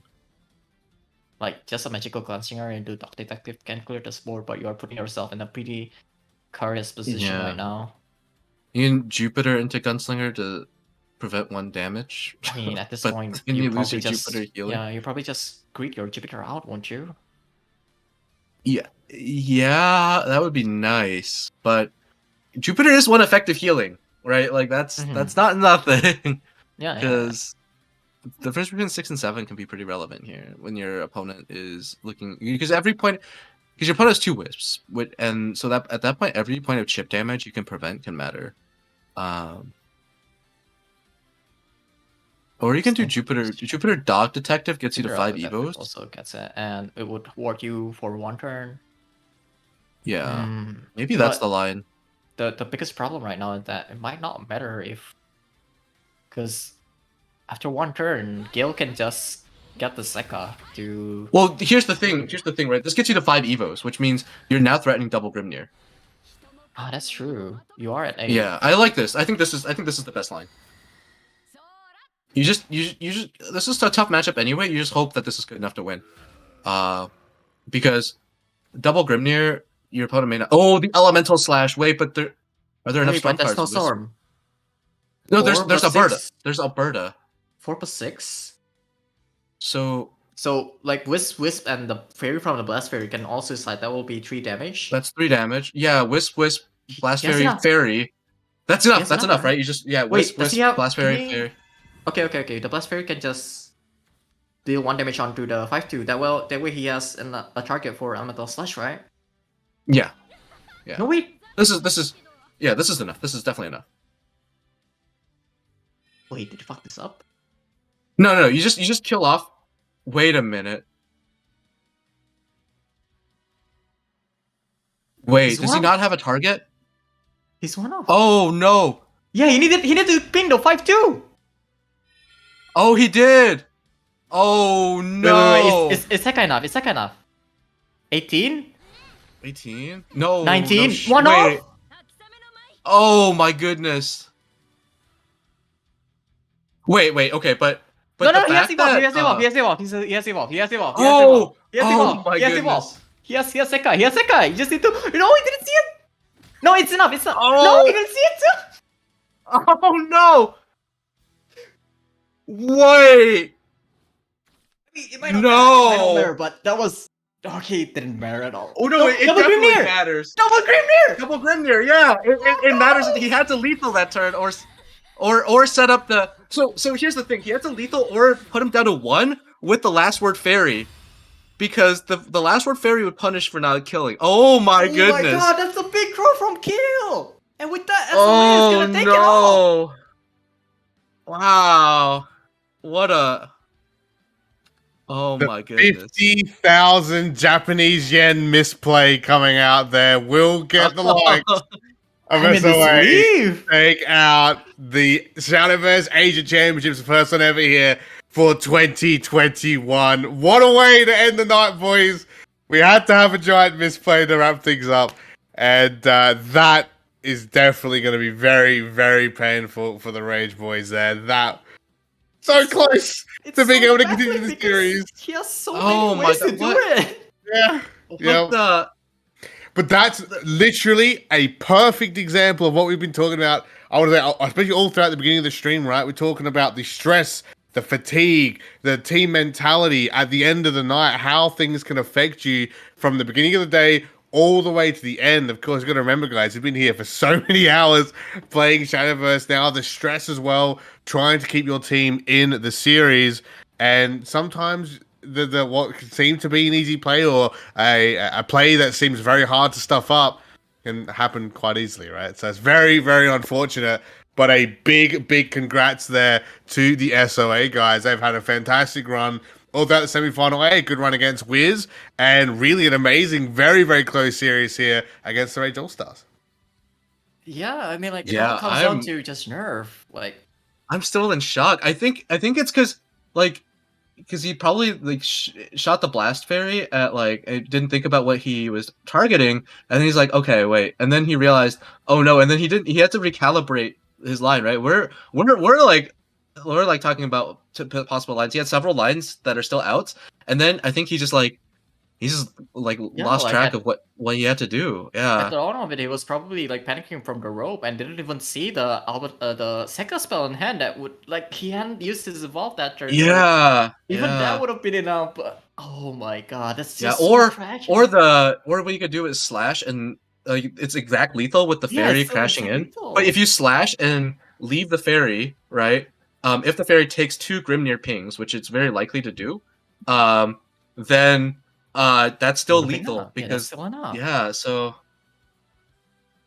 Grimnir strikes again, ladies and gentlemen. Grimnir Yeah. strikes again. We saw it all throughout towards the end half of the semi-final A here on the English broadcast. We're seeing it again here on the grand finals. And I've got to say, though, big ups to SOA, those lads as well. They were actually the 4th place team, or technically the last place team to qualify here for this top 4, while Rage All-Stars were the number 1 team to come in. So to have that huge matchup between these two teams, and SOA to come out on top. I mean, I'd be cheering for these guys to get some very, very tough players to get this cash money prize. And again, it was such an entertaining way for us to wrap things up and to end the day here. But guys, I will ask for your final thoughts here for the event so far before we do wrap things up. Fantastic year of Shadowverse action. We've got one more final event next weekend, of course, the 2020/2021 World Grand Prix happening on the 19th, of course, on the Sunday. How you guys feeling after that one? A very long day for us, but a fun one, I'd say, nonetheless. yeah, that last game really showcased this meta quite perfectly. Like there's so many high damaging cards in the game that right now that like the game can swing just from one side. That double Grimnir, like you have to be aware of it. Even earlier today with the Suzy Shadow, with the Grimnir into Rider into Grimnir, like there's so many ways for you to just die out of nowhere that you have to be careful, and that makes me excited for like next week. Like the way that these people are trying to dodge all of this lethal while still developing the board. It's gonna be an exciting WGP final.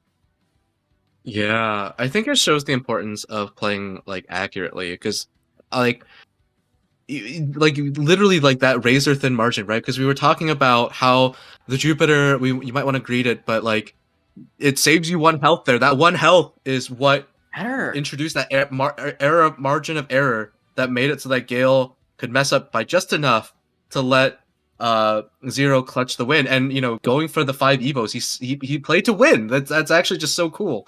Yeah, and you know, I'm not too fond of Evo Rune as a deck, but I gotta respect someone who can who can find the winning line. So oh my god, what a game. Yeah, I mean that was heartbreaking, but unfortunately for Gale, I don't think he or his teammate will be able to let that go, at least for now. At least for a short while, right?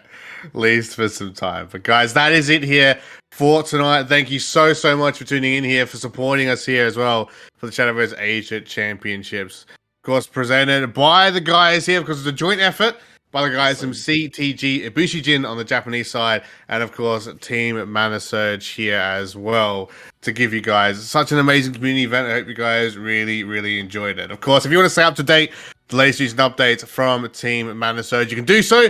Of course, follow us here on Twitch, where we have regular event live streams, of course, our regular MS Cup series, and plenty of cool special events just like this one. We're having a lot more of these coming into the 2022 season, so keep an eye out for that. Follow us here on Twitch. Give us a follow as well over on Twitter at Team Mana Surge, so you can get the latest updates when we go live with these types of events as well. And of course, you can see when we post cool meta reports, of course, our results coming through for Pro League stuff, and of course, these other cool events we do here and there.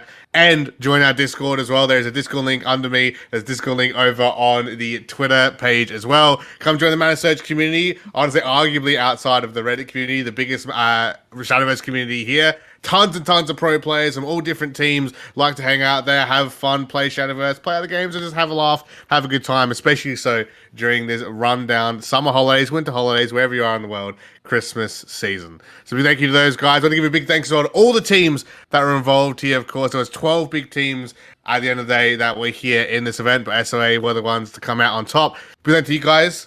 Kyo, Zones, thank you so much here for joining me here on the desk, as well as, of course, Shira and Momo, who were here earlier today as well to help out with the coverage for semi-final A. A big thanks to the Japanese broadcast guys as well, Ponder, Boing, and Earman. Give those guys some love, as those two guys locking down the Japanese broadcast all day long as well. Let's give those boys some love. And of course, Bjorn, as always, the man behind the camera, running everything and making sure everything goes nice and smooth. So that is it for us, guys. We'll probably see you still a little bit longer, of course, this year throughout the community, but that is it for us for events for now. I wish you a happy and Merry Christmas, happy holidays, and a happy New Year as well, guys. We'll see you in the 2022 season for some more amazing big international events and MS Cups heading your way. So for everyone else here, thank you so much for tuning in, and we'll see you next time, guys. Till then.